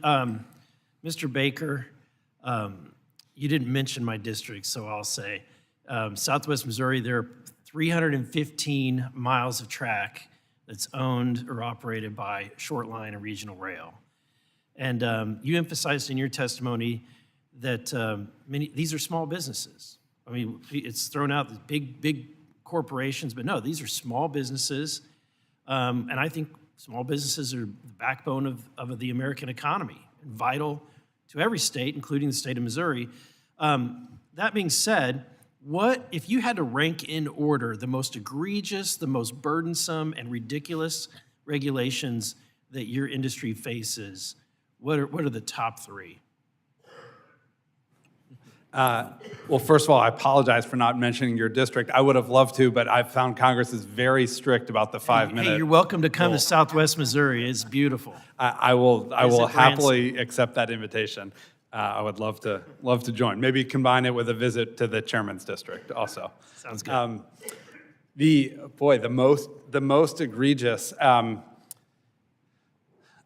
I will say on one, which is really more kind of red tape than a regulation, but on the Christie grants, when they come, there are recipients of the grants who just ask for permission to use pre-award authority. That is basically to spend their own money at risk before the grant gets finalized, just so they can get things going, buy materials, for instance, hire engineers, hire contractors, start the work. And it is very difficult to even get authority for pre-award approval from the FRA.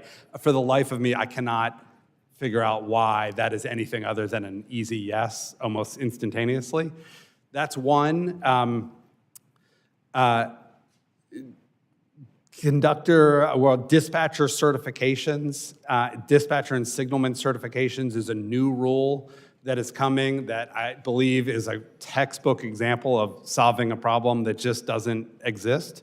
There's no data, no reason to believe that we had dispatchers or signalmen who are untrained or undertrained or causing accidents because of a lack of training. We find the certifications to be... I mean, at the end of the day, you're employing these individuals, and if they're not doing a good job or they're not safe, then they're not going to have that job, right? That's right, and there's perfect alignment of incentives. It's not like there's some world where we wouldn't want our own employees to be trained to do the job. Anybody that understands licensure laws and certification laws understands it's all about reducing the number of people that are eligible to work, right? And so you can drive up labor costs. This is what happens in the healthcare system. Every work labor-related industry that wants to impose government, certification requirements is just about reducing the labor pool. Yes. I wanted to ask, I believe Mr. Jeffries, in your testimony, you highlighted the importance of Congress to oppose policies that harm the railroad's ability to operate safely and efficiently, such as requiring a 2-person crew in freight locomotive cabs, which there's been zero quantitative evidence that a two-person crew would mandate actually enhance safety. So could you highlight what is the impact and the effect in the industry that this two-person rule has? So as I mentioned at the outset, locking in current operating practice in perpetuity, in our view, is never a good idea in industries that continue to evolve, whether it's the rail industry or any other industry. And your point is spot on. There's absolutely no data to show that that regulation advances safety. In 2016, the Obama administration, in its preamble to the NPRM it put out, acknowledged it much. In 2019, when the Trump administration withdrew it, they acknowledged as much. 2020, on the campaign trail, President Biden made a campaign promise that he was going to put the rule back out. He did. Still a lack of data. Technology has only continued to advance. PTC has only continued to advance. Our view is that, look, train consist has always been a matter for collective bargaining between us and our employees. That's where it should be. There's no data to support another outcome. And we think locking in current operating practice is counterintuitive to the continued progress of the industry, especially when one of the core priorities identified by our employees is establishing more of a work-life balance. And when we can create a scenario when an employee works a scheduled shift, goes home to bed in their home every night, then we believe there's opportunities to continue to have that conversation with our unions to see if there are agreements that can be met in certain situations. Thank you. My time has expired. I yield back. Gentleman yields back.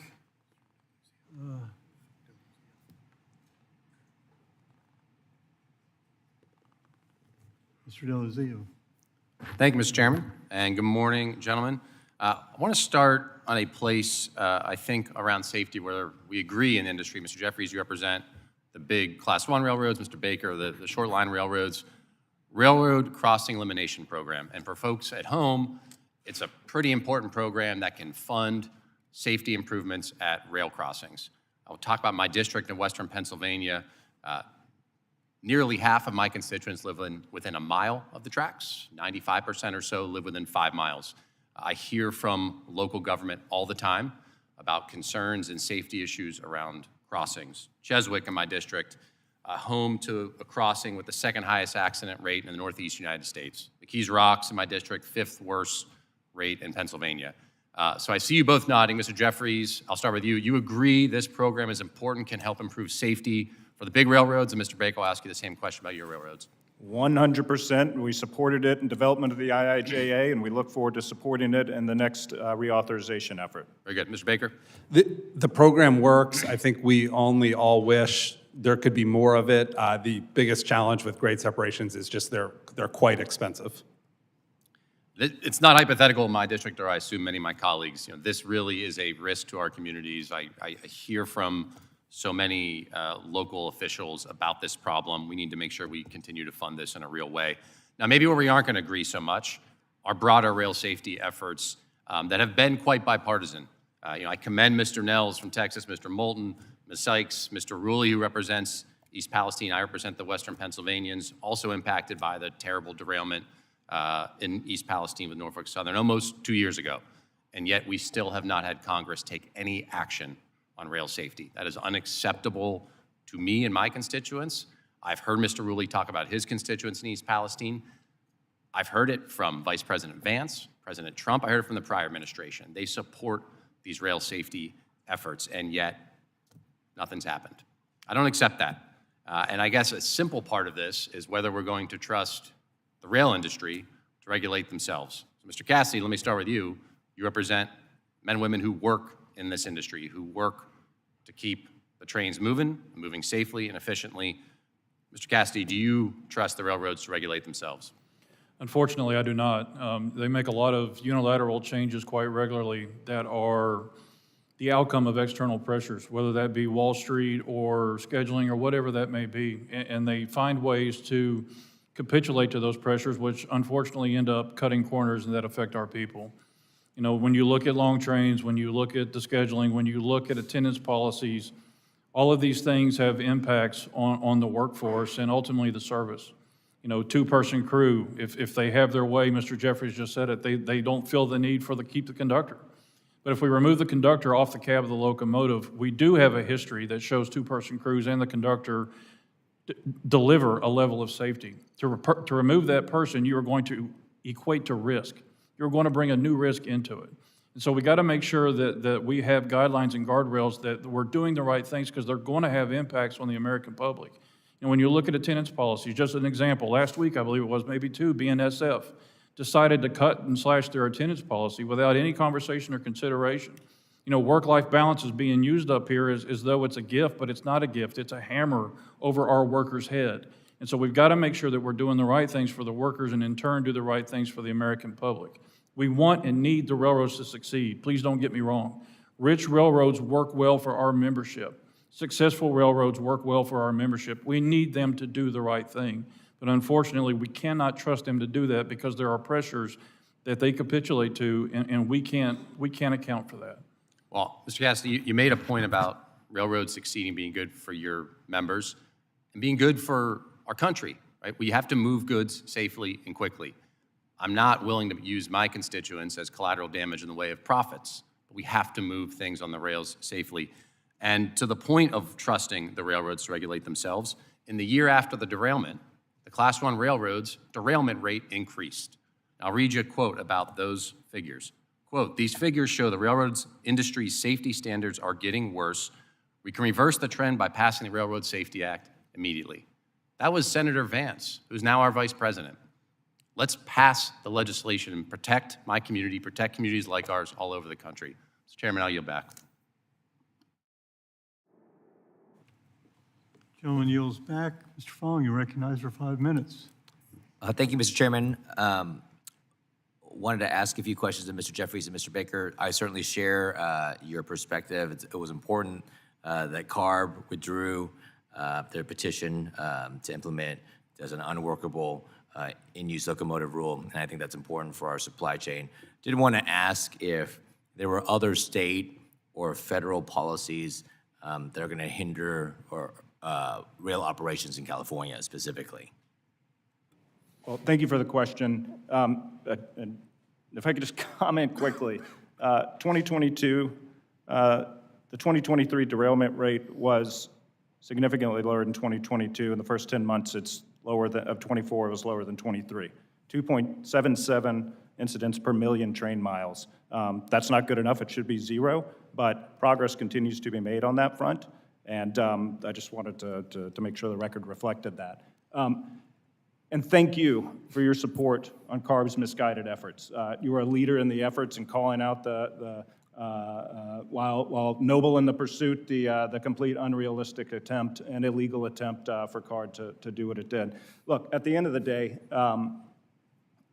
California and CARB in particular, they seem to be a model for bureaucratic overreach time and time again. And our concern, especially when it's the rail industry, if CARB acts and they're allowed to act, that's not a state regulation. It's effectively a federal regulation because we're a nationwide interconnected network. Now, fortunately, that's why the STB, Surface Transportation Board, has strong preemption authority, and that was the second law that CARB was violating, trying to regulate this. But I'd be happy to sit down with your team and get into more specifics on individual regs, but thank you for your support on the loco emissions piece. Thank you.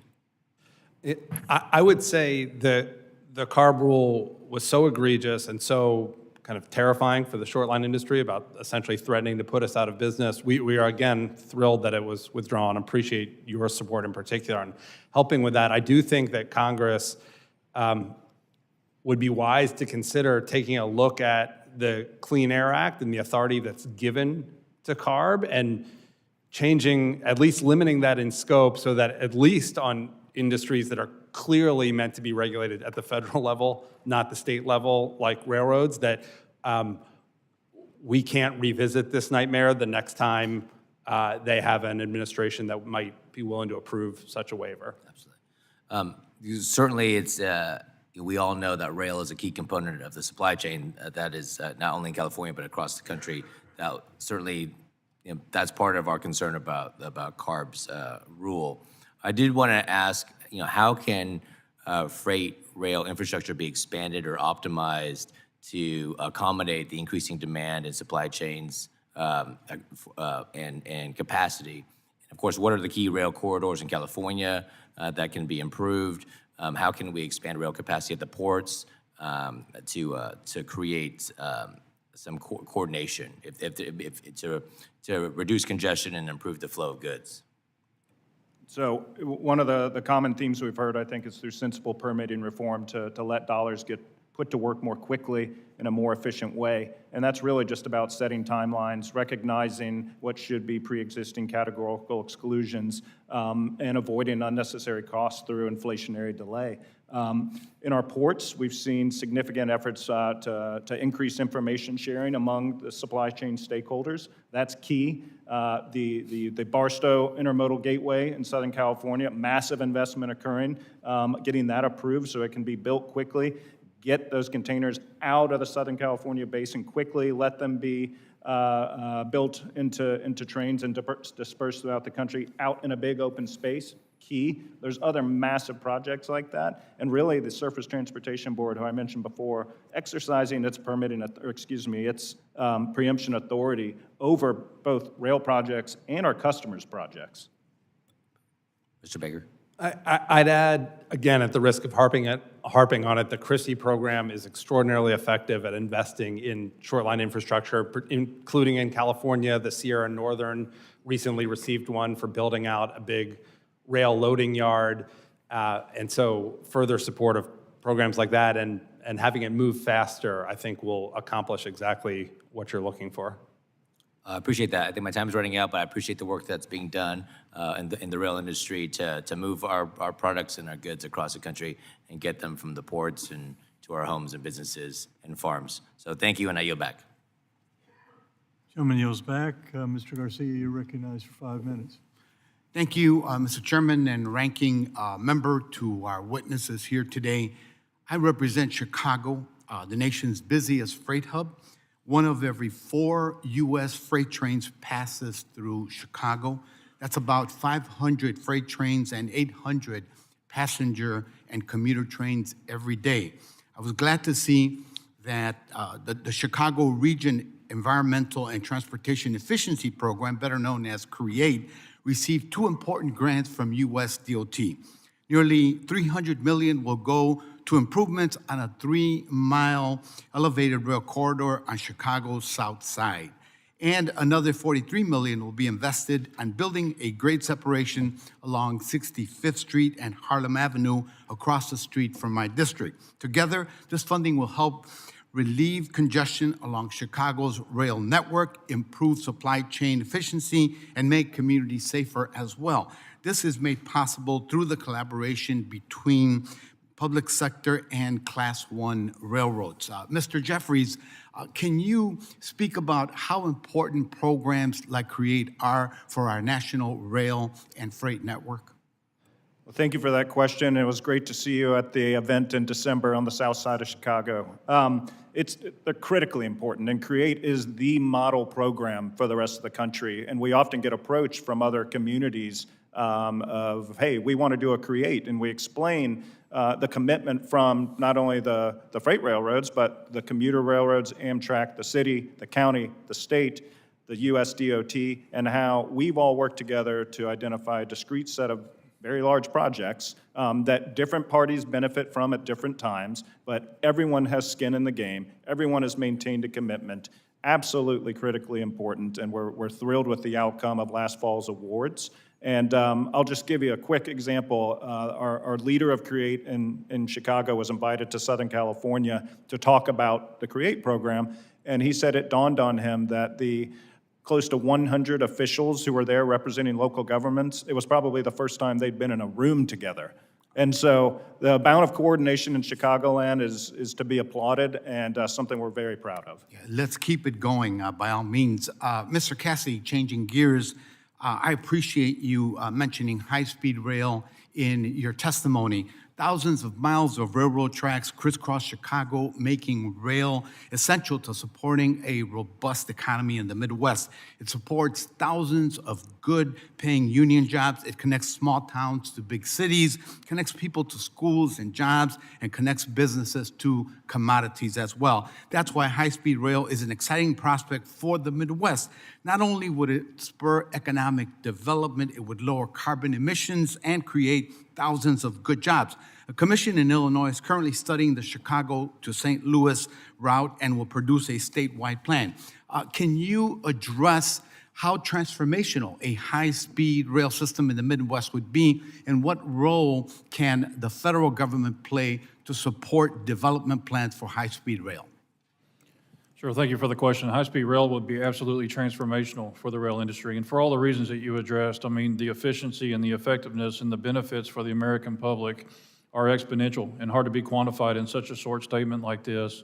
But for the rail workers as well, to know that we would have the opportunity to see the economy and the infrastructure grow is something that we haven't seen for a long time. That's why Brightline West is so encouraging, because the more we look at transportation in our country, the more we recognize that the highway system isn't doing what it's supposed to be doing anymore, that it's too crowded, that it's not efficient as the way it should be. High-speed rail gives us the opportunity to alleviate a lot of those pressures.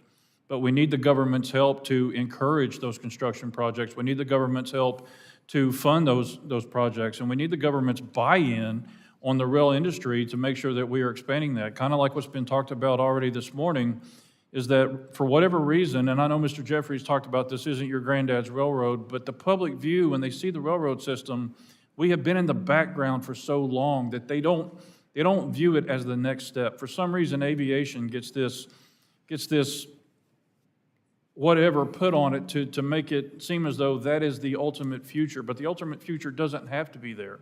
We have opportunities in the rail space to take people where they're not easily able to go, smaller routes, longer routes, faster routes. High-speed rail is absolutely critical in development for our country, and we just need the government's buy-in, and we need financial support and support across the board. Thank you, sir. Mr. Chair, I yield back. Gentleman yields back. Mr. Baggage, you're recognized for 5 minutes. Thank you, Mr. Chair. My first question is to Mr. Baker. So, Mr. Baker, you noted in your testimony that 100% of Alaska's rail is short-line rail. Alaskans have long sought a rail connection that would tie Alaska to the rest of the North American rail network. In your view, what steps should we consider to support such a connection? That's a fabulous question. The current route of connecting is quite elaborate. It involves ferries and is not sort of realistic for where I think you would like to take the state and the country. A project like that is really a mega grant, and so I think it would be important for Congress to continue grant programs like Infra and RAISE and MEGA that really contemplate some of these, maybe not quite moonshot, but big deal infrastructure programs. There are a lot of short line projects, including some on the existing Alaska Railroad infrastructure where $5 or $10 or $20 million can really move the dial, and we do a lot of those, and we're very proud of that. A project like you're talking about is sort of exponentially more than that, and I do think that the country and the people of the country have appetite for that sort of thing, and the project you're talking about is a great example. I'd be thrilled to support it. Thank you. This is a question for Mr. Jeffries. Mr. Jeffries, in your testimony, you mentioned that in real terms, inflation-adjusted real terms, costs of moving freight on rail have declined by 42% since 1980. Do you have any information, and if not, could you at some future time provide this committee with information on what has happened to the cost of new rail construction over that same period of time? Has that also trended down, or has that gone up in real terms? I wish. Unfortunately, no, it hasn't, due to cost of materials, due to inflationary pressures, as every other industry is seeing. And if I could be so bold, I would expect my colleague, Mr. DeLazio, can comment on it a little more sophisticatedly than I might be able to. No, definitely. Thank you, Congressman. Thank you, Ian. So material pricing has gone up, labor pricing has gone up, equipment pricing, everything has gone up almost exponentially. And we talked earlier about the grant time process, about these grants. So a lot of times contractors and our consulting engineer members are involved in the initial stages of putting together budget pricing for some of these grants. And we do that with good faith, hoping, that they're gonna escalate maybe a year out. And then we get a call 3 years later that, hey, the grant got approved, and, the price now is a third of what it should be. So yes, to answer your question, we see that continually going up. Then this is a question for anyone who might have an answer to it. Do you have any suggestions on how we can drive down the cost of new rail construction? Not to hit on the same theme, but I would say, getting projects approved more quickly to allow the money to be put in the ground more quickly, not to circumvent any appropriate reviews, but let's just put some certainty into the process so that the money you have now is used and you don't need twice as much 10 years from now when the project's approved. Just to chime in there, so I think, with new technologies, especially on the contracting side, whether it's new tools, new equipment that's helping us be more efficient and be able to build track faster, I mean, that definitely is a way to lower the costs. Very good. And does anyone here today know how the Tier 1 network was originally financed?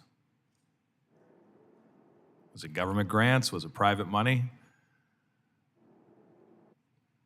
The ultimate public-private partnership. Okay. I think it's fantastic that we're hearing about high-speed rail that goes 200 miles an hour.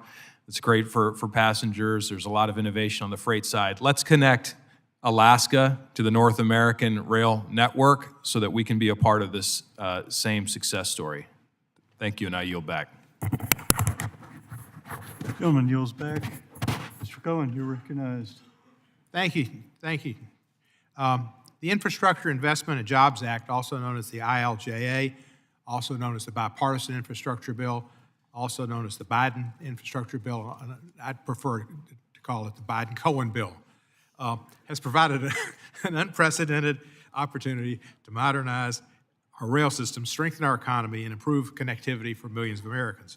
One program I'd like to highlight is the Corridor Identification and Development, also known as the Corridor ID Program, which has awarded $500,000 to study the feasibility of a passenger rail corridor connecting Memphis to Nashville and then on to Chattanooga and to Atlanta. This Sunbelt Atlantic Connector will connect major population centers, fostering economic growth and reducing traffic congestion in our region. Tennesseans and Georgians alike are eager for the eventual completion of this project and hopefully can move to the next phase expeditiously. I also remain committed to enhancing the passenger experience on Amtrak.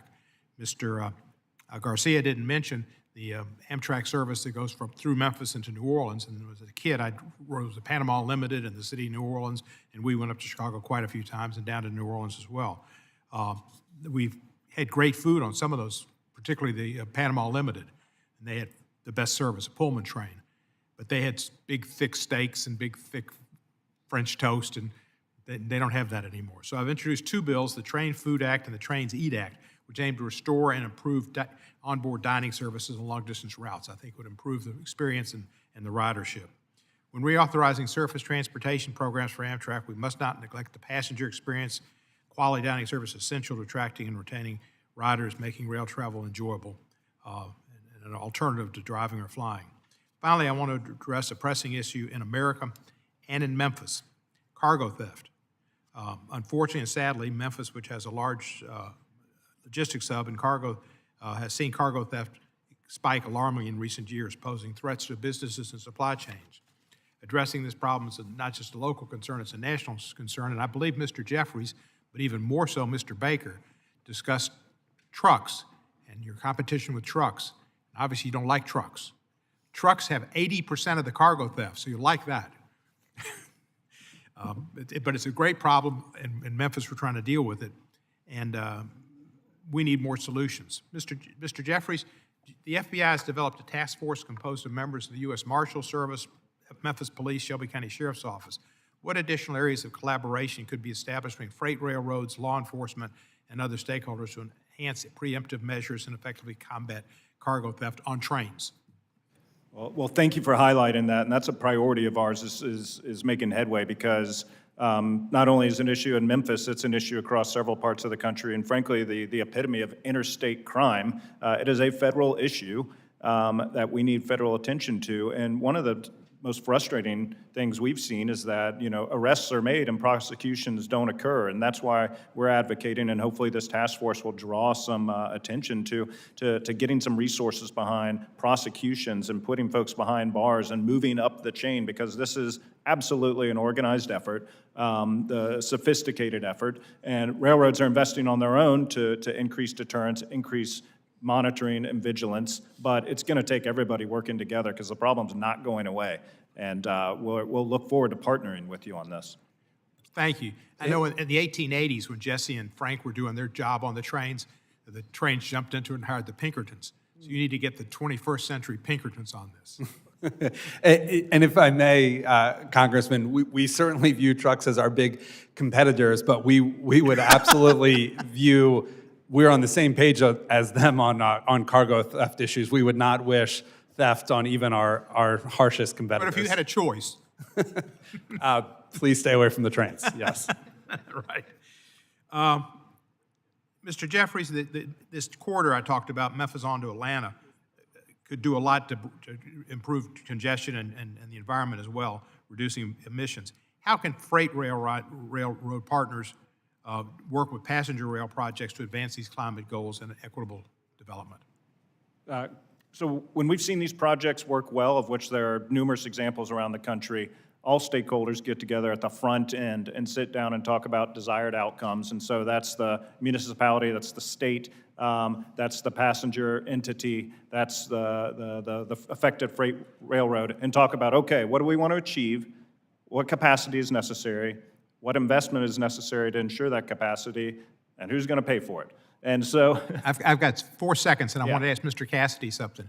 You talked about the ultimate future and where we should look at transportation. Elon says it's Mars. Should we put all that money into planting a flag on Mars, or should we maybe do it somewhere like Memphis? Thank you for the question. I mean, I'm intrigued by the thought of going to Mars, but the reality is when we're talking about investments in taxpayer money, the investments here in the country, and the biggest benefit is moving them to where they need to go safely and efficiently. And there's no better opportunity than in the railroad system. And high-speed rail, in my opinion, is the greatest opportunity for funding to do something meaningful for the people of America to make an impact on the economy and the infrastructure as a whole. Thank you. Unless you're Ralph Cramden's wife, you're not going to the moon. You go back to the balance of my time. Gentleman yields. Mr. Kennedy, you're recognized for 5 minutes. Thank you, Chair Webster and Ranking Member Titus. Appreciate you convening this committee, and thanks to the witnesses. You've been here for a while, and I appreciate your willingness to elucidate these important issues. The Uinta Basin Railway is an important project in Utah's 3rd district, and my district is home to the Uinta Basin with its major oil fields. There's several crude by rail projects in the works in my district, and that is one of them. And it's an opportunity for us to reduce truck traffic on dangerous roads. These are mountain roads with terrible weather sometimes, and move that crude oil out of the basin and move goods into the basin. So with that in mind, Mr. Baker, I was interested in your take on this. What are some of the major regulatory issues that face the railroad industry generally as it relates to American energy, and what steps we can take to enhance energy dominance in the United States of America and Utah, my congressional district specifically? The Uinta Basin project is very exciting. It would be served by a short line railroad, which would then connect to Union Pacific and connect it to the world.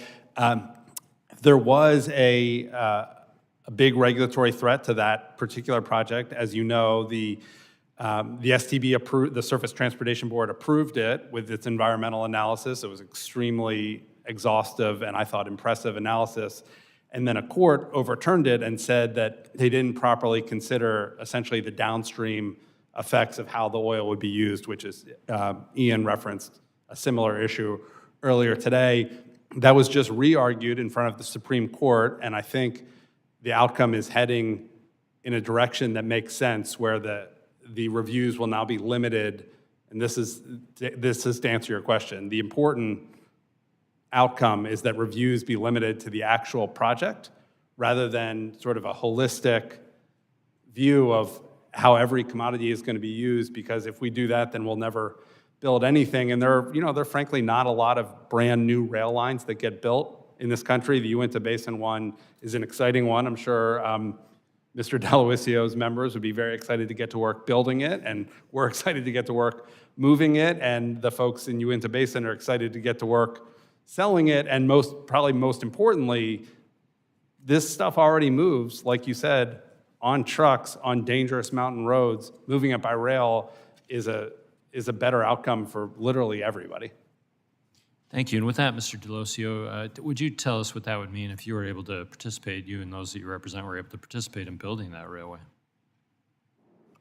Thank you, Congressman. I'm sorry, could you please repeat that? What would that mean to you if we could, you and your industry, if we could actually start to build that railway that we're seeking to build there in my district? Thank you. Well, it means a lot. I mean, our member companies are a lot of them are small, family-owned companies. A lot of them are larger companies. But to get those funds, to be able to get those projects and get involved, I mean, all that money that is spent to get those companies out there, get the workforce on the ground, get their equipment on the ground, start laying material, that all trickles down to feed their families. I mean, it's so vital. I mean, we have so many members all across this country that are just itching to build more track.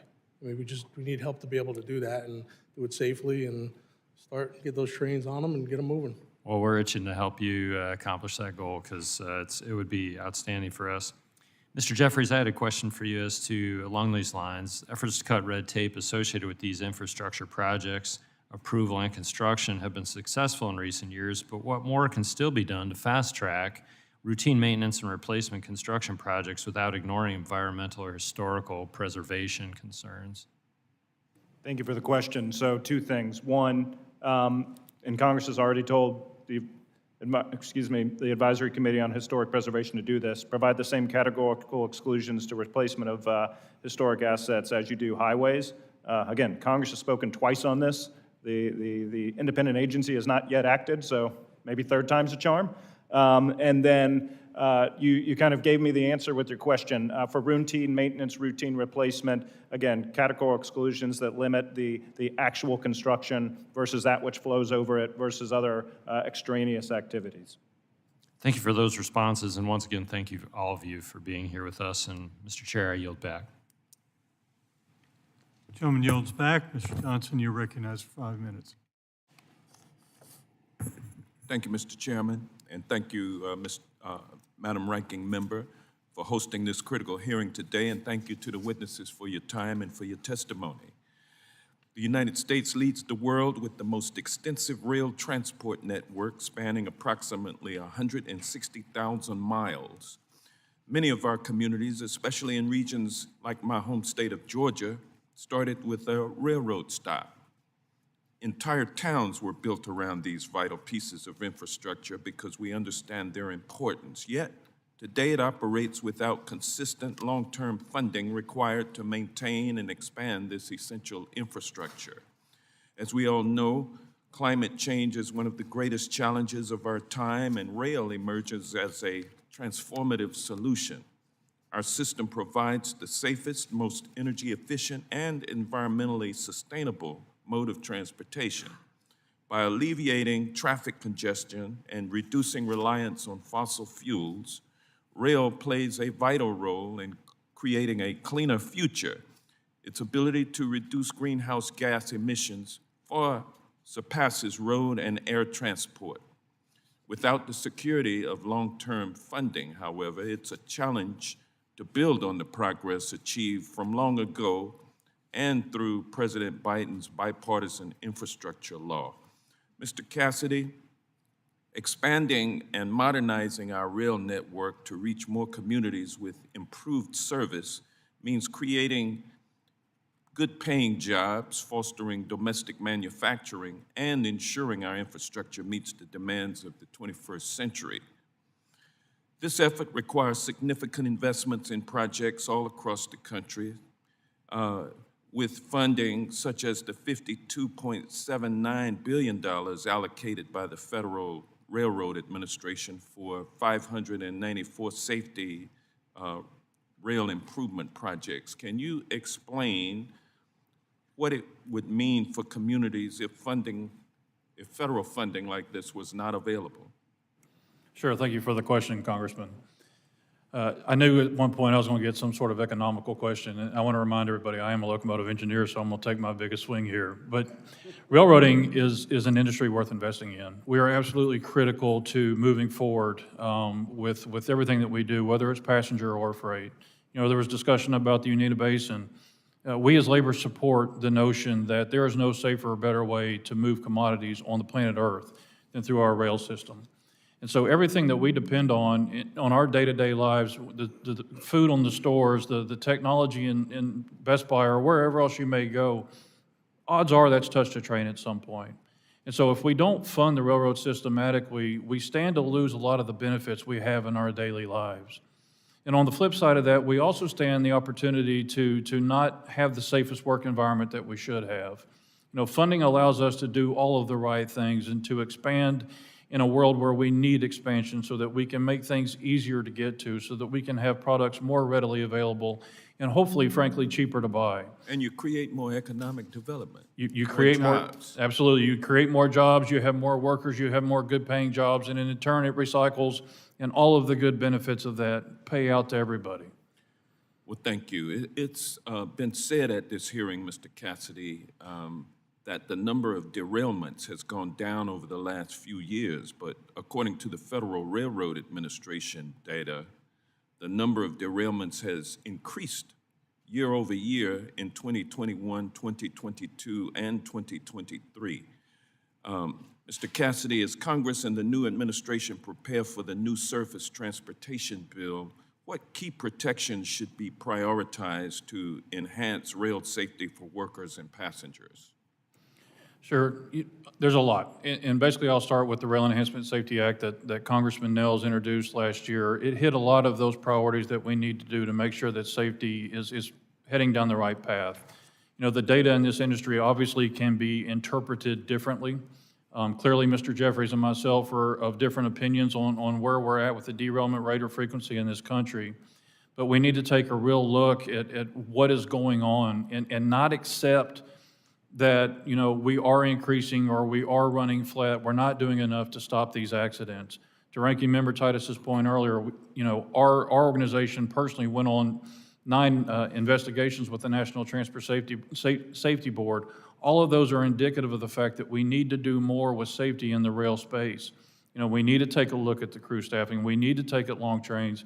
We need to take a look at technology. We need to take a look at detectors. We need to do a lot of things to make sure the innovation is welcome in the industry, but it's done so in a way that others have the ability to make an input that's in the interest of all stakeholders. But then we put the proper guidelines where we need to ensure that minimum level of safety, but allow them to do the development they need to do in the interest of workers, in the interest of public. But we can collaborate on that. We have to collaborate on that. And I do think that's our challenge going forward. Thank you, and I appreciate the grace of the chair. And I yield back. Gentleman yields back. Mr. Stauber, you're recognized for 5 minutes. Thank you, Mr. Chair. Mr. Cassidy, I have to correct you. You said you're just a railroad engineer. No, you're more than that. You're an expert. That's why you're here today. That's why you're sharing your vision of a safer, more reliable railroad. So please accept my correction. You're more than just a railroad engineer, and we appreciate you all. Mr. Jeffries, you know, I had some comments here prepared, but you talked about some very important things on NEPA reforms and railroad construction and fixing. Why do you have to wait 7 to 9, 11 years for the government to put forth their okay for you to move forward with construction? That's all money and all time that's unnecessary. And so I'm gonna encourage you, as this next Congress gets going, we're gonna look at NEPA reviews. And you said something that I totally agree with. We're not cutting corners. We're gonna keep the same environmental standards, same labor standards on these projects. We care about the environment too. And so that, I think, you all can have a strong voice in those reviews. So please be present, and we may ask you to be a witness and such. It should not, and I'll go to the mining issue for just one moment. It takes, on average, 29 years to open a mine in the United States of America. Canada and Australia and others, 2 to 3 years. Come on, we can do better than that. And I ask for your professional voices during that time. You also talked about prosecutions and arrests. So being a former law enforcement officer, that's one of the things that frustrated me the most, and it still frustrates the American law enforcement community. You could have your railroad police arrest these organized criminals, and they get a slap on the hand, even if that, and they're out the next night doing the same thing to your rail car, stealing the products off there. And so if we don't have prosecutions, it's going to continue and continue and continue. I hope and I trust that this new administration, they're going to crack down on rail thefts, because it's getting big, and you all know that. I mean, you're adding more railroad police, et cetera. But I'm one to stand with you on the prosecutions, because when we don't prosecute that, guess who pays more for the end product? We, the American people. And so I'm absolutely with you on that. I want to say something that I think is really important. So I came from the county government in St. Louis County, northern Minnesota. So when we had issues with railroad crossing or safety, the community and the rail professionals always were there to help us out, to make sure that that crossing was the safest it can be. I want to just tell you that I understand safety is your first, second, and third priority, not only for the public, but for the passengers, et cetera. So I've been on this committee since day one, and we're all almost on the same page. And when we do that, we can move mountains. And I think that as we continue in this Congress, let's have that discussion. Because I think rail is a huge part of our mode of transportation, amongst others, right? I mean, we have room for the aviation community, certainly aviation. We have room for using our ships and ports, et cetera. Certainly we can do that. And I would be remiss if I didn't say that Duluth, Minnesota has the most inland port in the country. With that being said, so we also, when we look at passenger safety, crew safety, et cetera, we're also, I think, where we can up it a little bit is training for our first responders across the nation. Because if there's an incident, that's oftentimes in the rural communities where those first responders are the first ones there. We have to really get really good at notifying and preparing and training for our rural first responders. And that includes our Native American communities, because we're going through a lot of tribal lands too. We need to make sure that we prepare them so that in case there is an incident, that we're well prepared and that we can reduce the harm. And so for a legislator like me, I'm looking for all of you for that expertise, advice. So when we talk about rail safety, when we need to put legislation, that you're at the table. I really appreciate the expertise in this panel, and thank you for your time for coming this afternoon. Mr. Chair, yield back. Gentleman yields back. Mr. Ryan, you're recognized for 5 minutes. Thank you, Mr. Chairman. I'm excited to join this subcommittee for the first time, and thank you to the ranking member as well. Thank you to our witnesses for now many hours of your time this morning. I proudly represent the Hudson Valley region, which is north of New York City. A significant amount of railroad traffic, both freight and passenger, including 123 miles of CSX run freight on the west side of the Hudson River.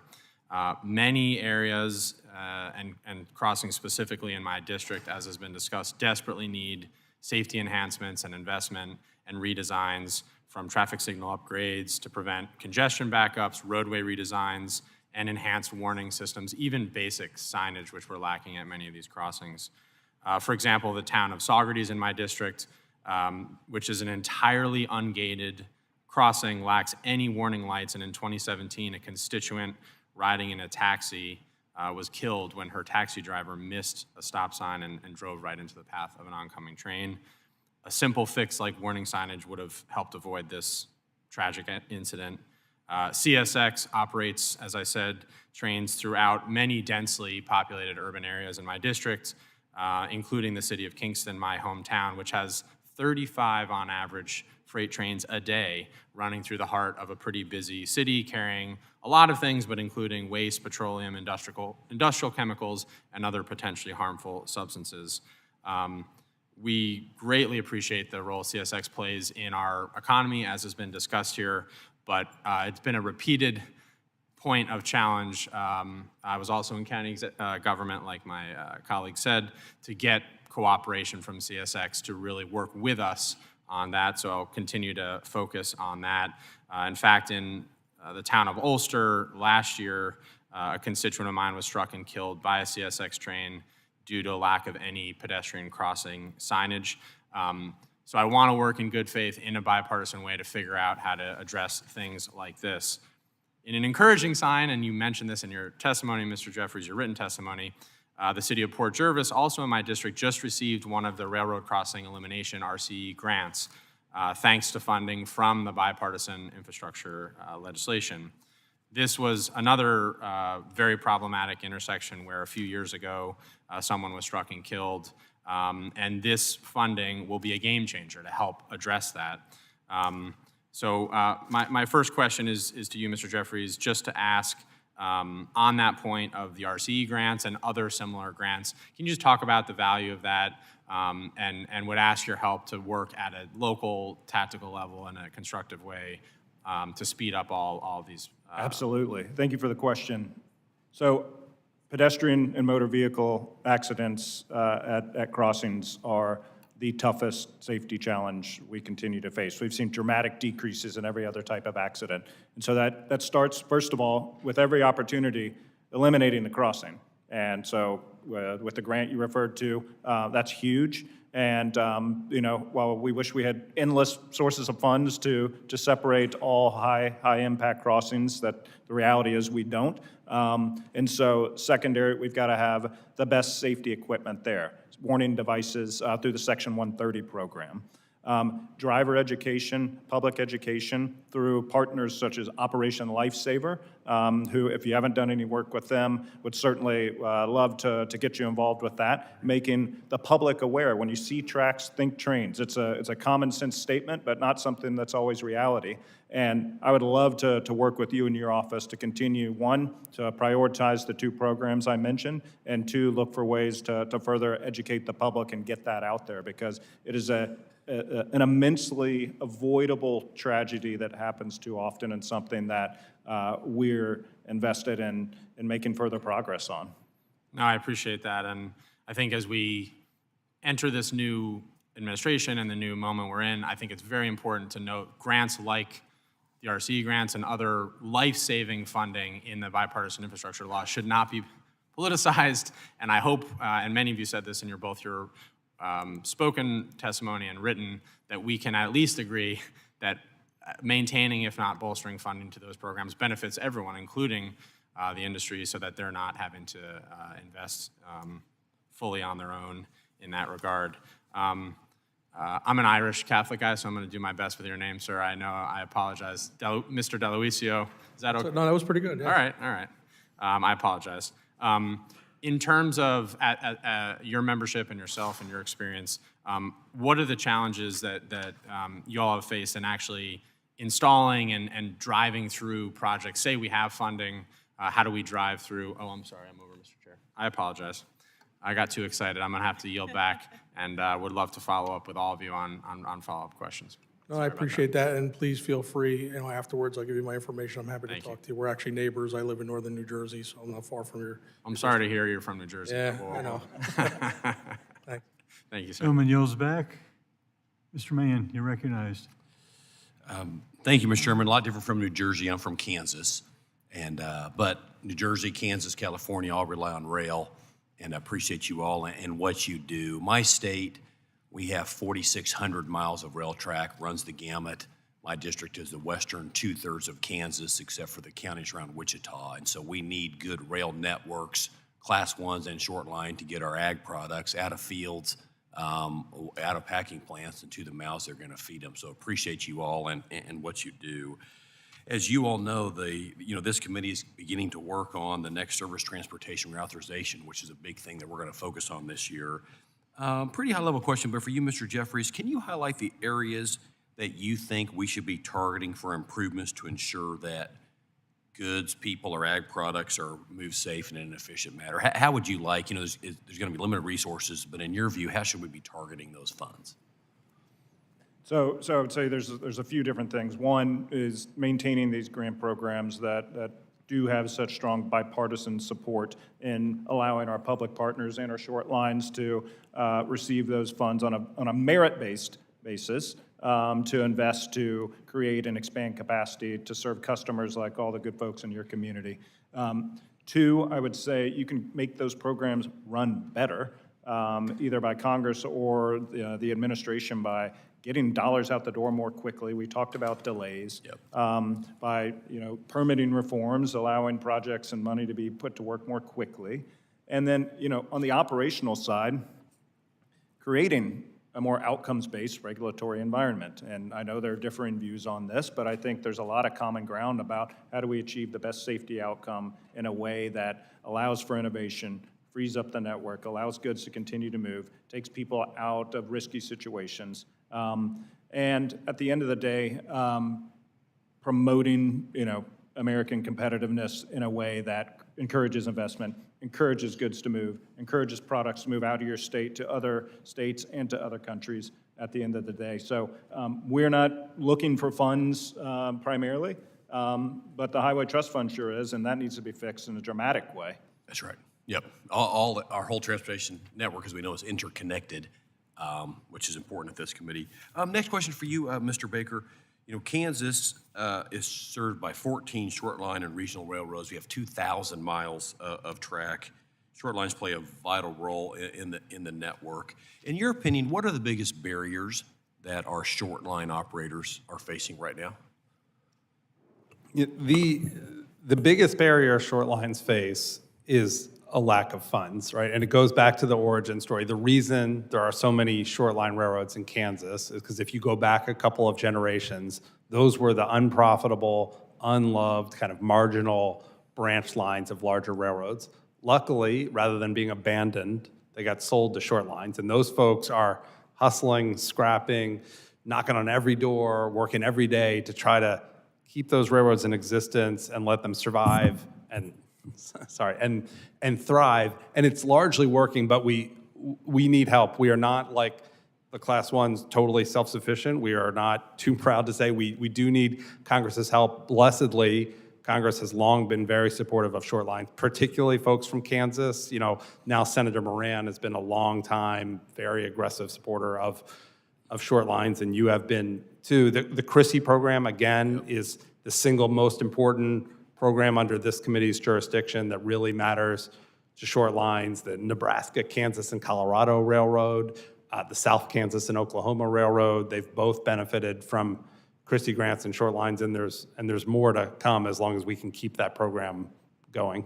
Yeah, which is incredibly important to support because, when short lines don't function well, we can't get our ag products to the mouths that feed it, and it's going to cause food inflation because you can't move these fields.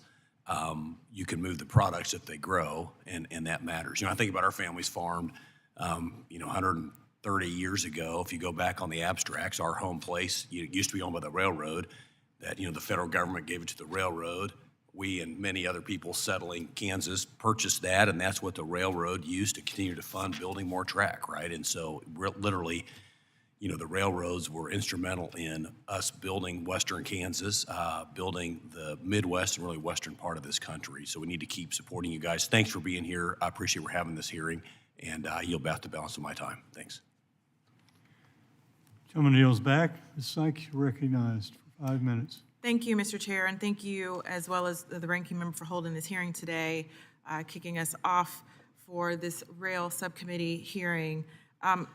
As you all know, on February 3rd, 2023, a Norfolk Southern train carrying hazardous materials derailed in East Palestine, Ohio.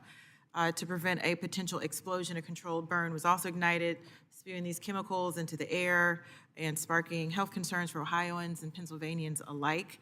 What occurred in the 2 years following, no one should have had to deal with the horror and the fallout of such a disastrous derailment, which has impacted this community and continues to impact this community. So one of the things that I did, and after being a member of Congress for less than a month was introduce a bill with my colleagues, a bipartisan bill from Democrats and Republicans in Ohio, the RAIL Act, which was a piece of legislation to address the needs of the community. And, you know, we heard from folks in East Palestine, Ohio, we heard from labor unions, we heard from stakeholders, and we put this bill together hoping that we could address the issue of rail safety.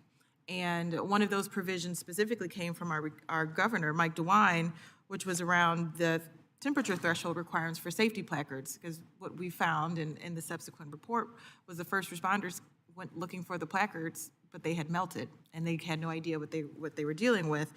And, you know, I bring that up because the work that many of us have done, you heard from my colleague from Pennsylvania, our colleague from Texas, who have been trying to figure out a solution to this issue, yet we have no solution to this issue, and people in East Palestine are still wondering why Congress refused to act. We heard a lot of criticism of the former president not showing up. The current president did show up.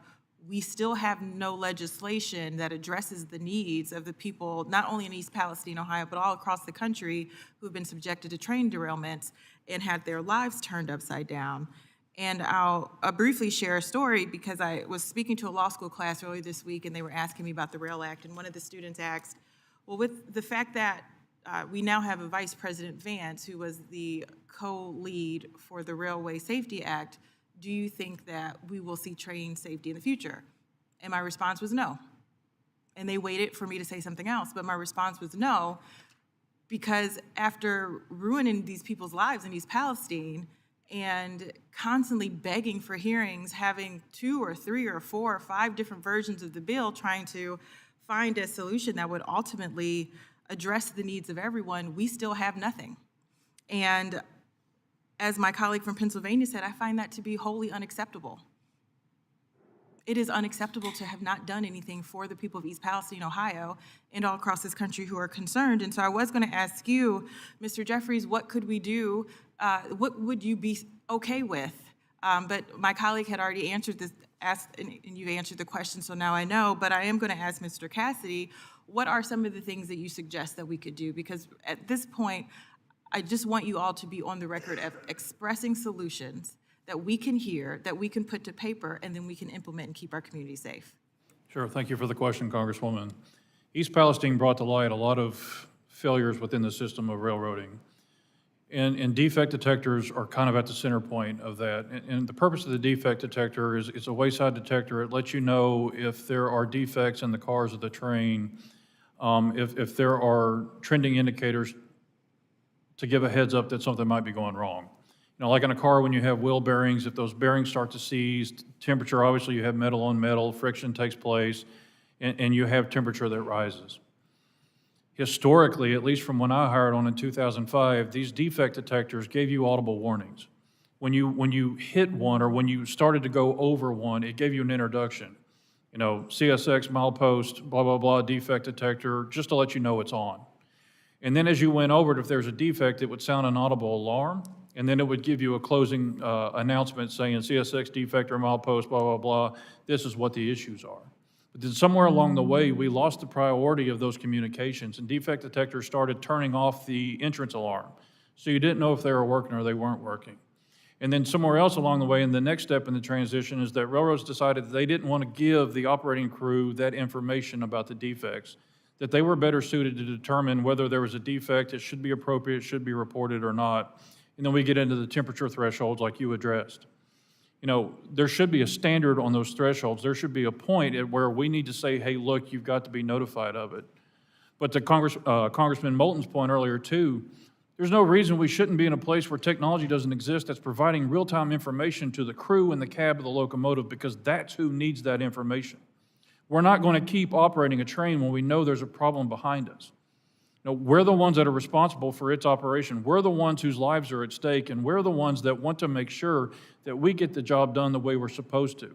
If there's any one thing in East Palestine Palestine that we can fix, is making sure that the defect detectors are communicating, that they're relaying the information to the crew, to the people that have to have it in real time, and getting those things done. But the Rail Safety Act, Rail Safety Enhancement Act did approach a lot of those issues. Thank you, Mr. Speaker. I know we're out of time, but I'm in this committee to make sure that we figure out these solutions and implement them, and I look forward to working with everyone in order to do that. Thank you for letting us go over, Mr. Chair. I yield back. LA Reel's back. Mr. Burchett, you're recognized. Thank you, Mr. Chairman, Speaker. Mr. Jeffries, what priorities or revisions would you like to see in the surface transportation reauthorization legislation? So to name a few, fix the Highway Trust Fund. Our competitors have gotten and are on pace to get over $300 billion in public subsidy for the infrastructure they operate over. How would you suggest we fix it? VMT with a weight variance on it. There are initial pilot programs out there. It's very eminently doable right now, and it's the most equitable way to do it. 2, no truck size and weight increases. 3, maintain multimodal competitive grant programs for our public partners and our short line colleagues. 4, create an outcomes regulation-based paradigm that focuses on safety outcomes versus inputs, to name a few. All right. Permitting reform, sensible permitting reform. Sir, we're government. We're not in the business of fixing things. We're in the business of making it worse. But I appreciate that. We'll work on that. The Highway Trust Fund, tell me how it impacts the rail industry. Well, as I mentioned, freight railroads, Class 1 railroads, we pay for almost 100% of our own funding of our infrastructure, to the tune of, when you account for inflation, $1.1 trillion of private funding since 1980. And we compete strongly against our trucking partners. They are partners, they're also competitors, and they operate over a public highway system that is woefully underfunded by the user fee structure. And all that leads to is a competitive imbalance. And look, I've heard the ATA advocate for paying more into the system. I've heard countless stakeholders advocate for paying more into the system. We haven't had a change since 1993. Think about how much inflation has occurred and how much less the dollar is worth now. I hear it every day, every day. I had a question about new technologies, but I believe Mr. Cassidy addressed some of those with the bearing indicators. I've packed a few of those Timken bearings in my life, big and small. That's something everybody ought to do at some point. And have the federal regulations slowed the implementation of these technologies, Mr. Jeffries? Simple yes or no. Yes. Thank you. Mr. Baker, how's the short line rail industry utilize the Consolidated Rail Infrastructure and Safety Improvement Grants? Yes, sir. CRISI allows us to do projects that we just simply couldn't afford. Right? And what's your biggest barrier for that, with that? The biggest challenge going forward is, will CRISI continue to exist? Because the need exists, and so we need to make sure in the next surface reauth bill that the program continues with advance appropriations. Once the grant has been given, the biggest barrier is just how slow it is to get from, the award date is incredibly exciting and everyone's happy and there's a press release and a press conference, and then the next couple of years is sort of a painful slog of getting money in the ground, in ties and rail, and it just really doesn't need to be that slow. Okay, and that's how you think we should improve that, is to make it faster? Yes, sir. All right, don't call me sir, it's just Tim. You'll get nowhere showing me any respect up in Washington, sir, I can assure you. Noted. Thank you. Let me ask you one more question, Mr. Baker.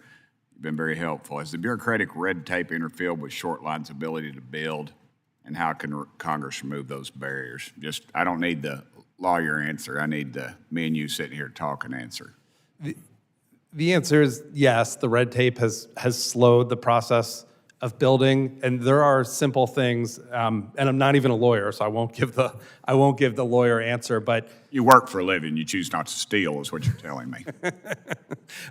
Things such as permit by rule, where if it's obviously a rehabilitation in an existing right-of-way, the answer is obvious. There's going to be no significant environmental impact. It's going to get a categorical exclusion. There's no reason that process needs to take months or years. That should be essentially instantaneous. Right. Also, pre-award authority, let us spend our own money at risk, and then we can get the project going. And then if you want to spend a few months arguing over paperwork, it's not as painful because at least we're making progress. Would any of you two gentlemen like to add anything to that in the next 12 seconds?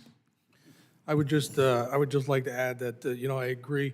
I spoke a little bit earlier about sometimes the processes, like as a contractor, and we want to give our partners those budget prices. Sometimes years later, they get the funding, and now that budget price we gave 3 years ago, really, it doesn't pay for the project anymore. So we have to go for change orders and things of that nature. So the timing really is an important thing. Thank you, Mr. Chairman. I yield back. Mr. Chairman, I would like to say for the record that I have a intern with me named Emma Grace from Nashville, Tennessee, and she is wonderful. We hear a lot of bad things about what's going on with our young people in this country, and around a young person like that, it makes me feel a whole lot better about where our country's headed. Thank you, Mr. Chairman. Gentleman yields back. Ms. Friedman, you're recognized for 5 minutes. Thank you, Mr. Chair. We have heard a lot about the importance of rail investments on farms and on freight, and that's wonderful and true. And we've also heard about the need to find ways of really funding our rail infrastructure, both for safety and for economic development. And I want to bring up another facet of this that's very important to my district, which is housing. I represent Los Angeles. As you know, we have been devastated by recent wildfires that have left maybe 12,000 people or more homeless. That's running straight into an existing housing crisis in Los Angeles that already had tens of thousands of people homeless in our community and many others facing severe overcrowding, and thousands of people who can't afford their rent because of the housing shortage driving up the price of rent. To me, it's been obvious for many years working on transportation issues that we're not going to solve our housing crisis in Los Angeles or many of our parts of our country without figuring out mobility. Because the first thing that neighbors always say when anyone wants to add new housing in Los Angeles and in many parts of the country is that they're concerned about the impact on parking and traffic congestion, which makes sense because we don't always give people other options for good mobility. And that means that for us to fix housing, we have to fix transit and better invest in transit. And rail, of course, plays a huge role in that. And getting people to and from work, which sometimes in Los Angeles can mean traveling many miles because people are priced out or working in areas where they can't find housing. So that's the lens that I'm looking at transportation investments through, that it's not just about moving freight, it's not just about moving maybe from region to region, but also solving our housing crisis, which makes it even more important. Now, the FTA's pilot program for transit-oriented development, our TOD planning, helps to create communities that are walkable and bikeable and more connected. And the bipartisan infrastructure law provided a 38% increase for DOT programs. But transportation costs are still one of the highest consumer costs that we see. And in 2023, LA area households spent 16% of their budget on average on transportation, totaling almost $15,000 a year. And for people who are transit dependent, people who can't afford a car or for a variety of reasons can't have a car, we actually give them a pretty miserable experience because we don't invest enough in transit, partially because our formulas from the federal government don't reflect the real need. So I am wondering, and I guess I'm going to direct this to Mr. Cassidy, but it really can be any of you, how can the federal government be a better partner? I know that, of course, funding is a part of it, but I am looking for ways to help support rail expansion, upgrading rail, faster headways, and so is there something I should be looking at, certain programs that I should be fighting for, or policy changes that I can help push forward to help with transit in Los Angeles and across the country? Sure, thank you for the question, Congresswoman. I wish I was better equipped to really speak to this and the funding nature of it. But what I will say, one, I want to be understood that labor is fully on board with helping to rebuild the LA community, and anything that we can do to encourage the growth or new introduction of transit and rail, we are 100% on board. You know, the one critique I would offer about government and its role and how we do that is just having an open communication and an honest conversation about what we can do to make things better, especially in the rail space. You know, safety for us is not a partisan issue. It should not be us versus them. It is simply one of those things that we must accept and we must drive towards. And improving communities is one of those things that we've got to be talking about, real-world solutions that are doable, and then not worrying about you know, what party might do what. We've just got to get down to the fact that, hey, we need to do what's right for the American public.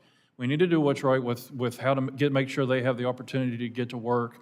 And I know this affect all too well. I'll be really honest here. I lived in the Huntington, West Virginia area for the last 15 years. When I was elected to this position and moved here, never was I smacked so hard in the face about the difficulties of transportation than living in Washington, D.C. And I understand the realities and the challenges. And so I can't necessarily recommend the fundamentals, but what I can tell you is that Congress has got to step in. You've got to learn how to, or figure out how to work together and just realize this is something we need desperately to make sure we get it done, and then let it roll. And we are fully on board to make sure we get over the finish line with that. I would just add, first and foremost, my condolences to the entire LA community. I have family who's lost a home, friends, no doubt you do as well, and absolute tragedy. I think a lot of it comes down to, Southern California is another one of those parts of the country that has so many different governments. And we talked about a program earlier in Chicago called the CREATE program, where the city, county, state, freight rail, passenger rail, commuter rail have all worked together to talk about investments to be made to free up capacity to create more service. And I think there was a real opportunity there to coordinate and identify shared priorities that'll have the biggest impact for the whole community versus community by community. And so would encourage you to take a look at that program and how we might be able to work to be part of that sort of establishment moving down the road. I'd also note, we've talked about the Highway Trust Fund a few times, and Ian and I tend to approach that from the concept of freight and freight rail competing against trucks, but I think our transit friends would have a similar vantage point on rail transit, or even bus transit versus roads. And the reality is LA is very different than perhaps a rural area. In a rural area, perhaps the money is best used to expand the county road, but in LA, New York, Chicago, you cannot build your way out of traffic congestion by more roads. It doesn't work. You need to invest more in rail transit. Thank you so much. Yield. Shelley yields back. Mr. Taylor, you recognize for 5 minutes. Thank you, Chairman Webster and Ranking Member Titus, for holding this meeting, and thank you, witnesses, for being here with us today. I appreciate it very much. As it stands, Ohio has 44 operating railroads and over 5,000 miles of track, making Ohio the third largest rail infrastructure state in the nation. Manufacturing, steel, agriculture, and international trade all depend on railways to connect Ohio products with national and global markets. As one of two Ohioans serving on the Transportation and Infrastructure Rail Subcommittee, ensuring rail safety after the incident in East Palestine is one of my top priorities. Mr. D'Aloisio, in your testimony, you mentioned how railroads across the country following East Palestine created and implemented new safety measures to ensure derailments like this didn't occur again. Can you go into further detail about specific safety measures that the National Railroad Construction and Maintenance Association has taken to this point? Thank you, Congressman. So our Association of Contractors and Engineers and Suppliers, they're constantly looking at new technologies like these hot box detectors, like signaling information, data processing things. Our contractors are constantly looking at safer and better and more efficient ways to fix the tracks and also to work with the railroads, the operating railroads. I mean, our association, we have a robust safety committee, which talks about constantly about, safer railroads, safer way to do things, safer procedures. While we don't get into the actual operations of the trains, our contractor members help our Class 1 and our short line partners in making things safer. So when it's installation of those detectors or whatever new technology comes out there, we're definitely on board to try to help them and support them and be a sounding board for them to try to advance some of these technologies. Thank you. Mr. Jeffries, we've heard conflicting statements over the course of today about derailment statistics over the last 3 years. Would you mind sharing some of the underpinnings of your testimony earlier that the rate of derailments is going down over the last few years?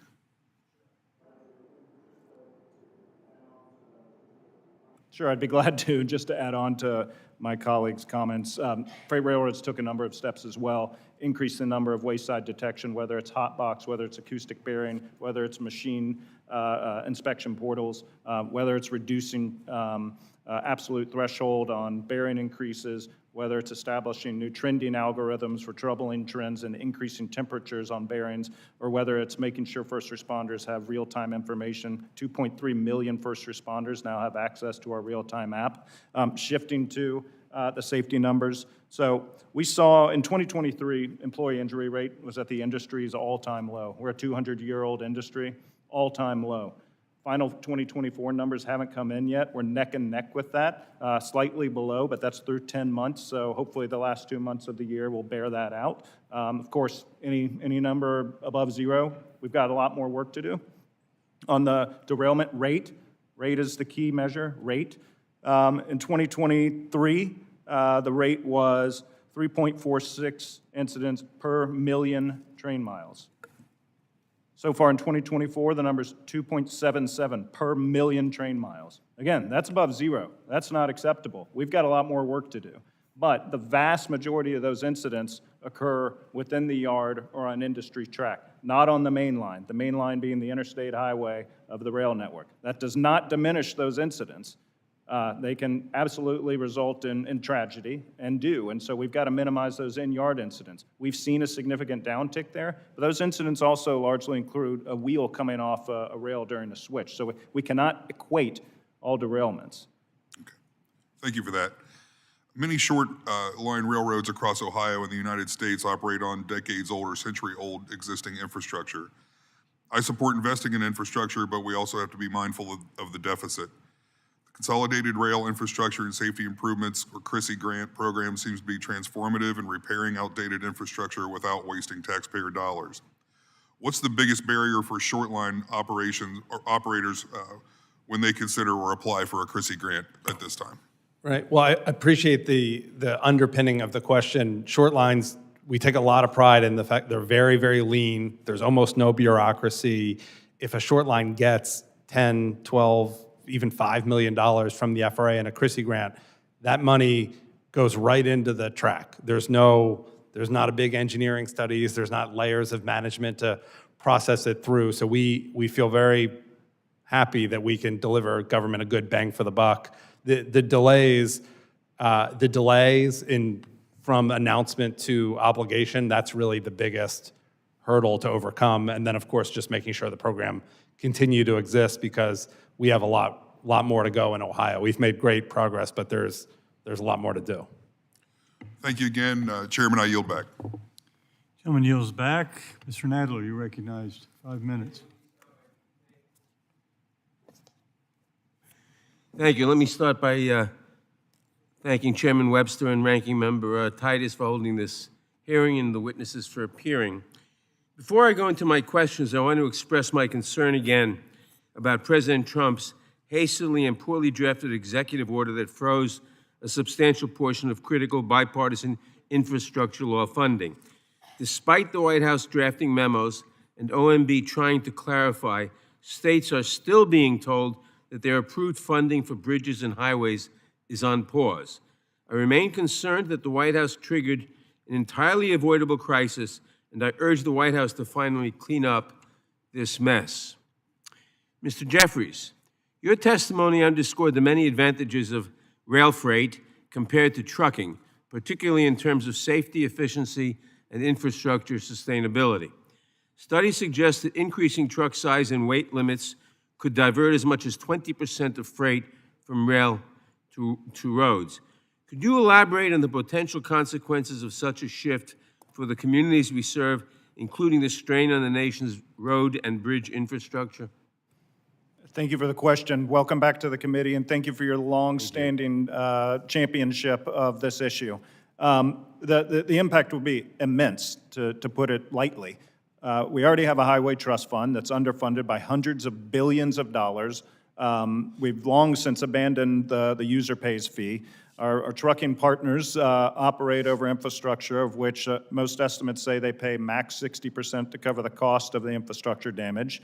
Increasing truck weights would only exacerbate infrastructure damage, exacerbate congestion. That's more trucks moving up and down the I-95 corridor, the I-81 corridor, which every time I'm on it, I feel like I'm the only car driving on it.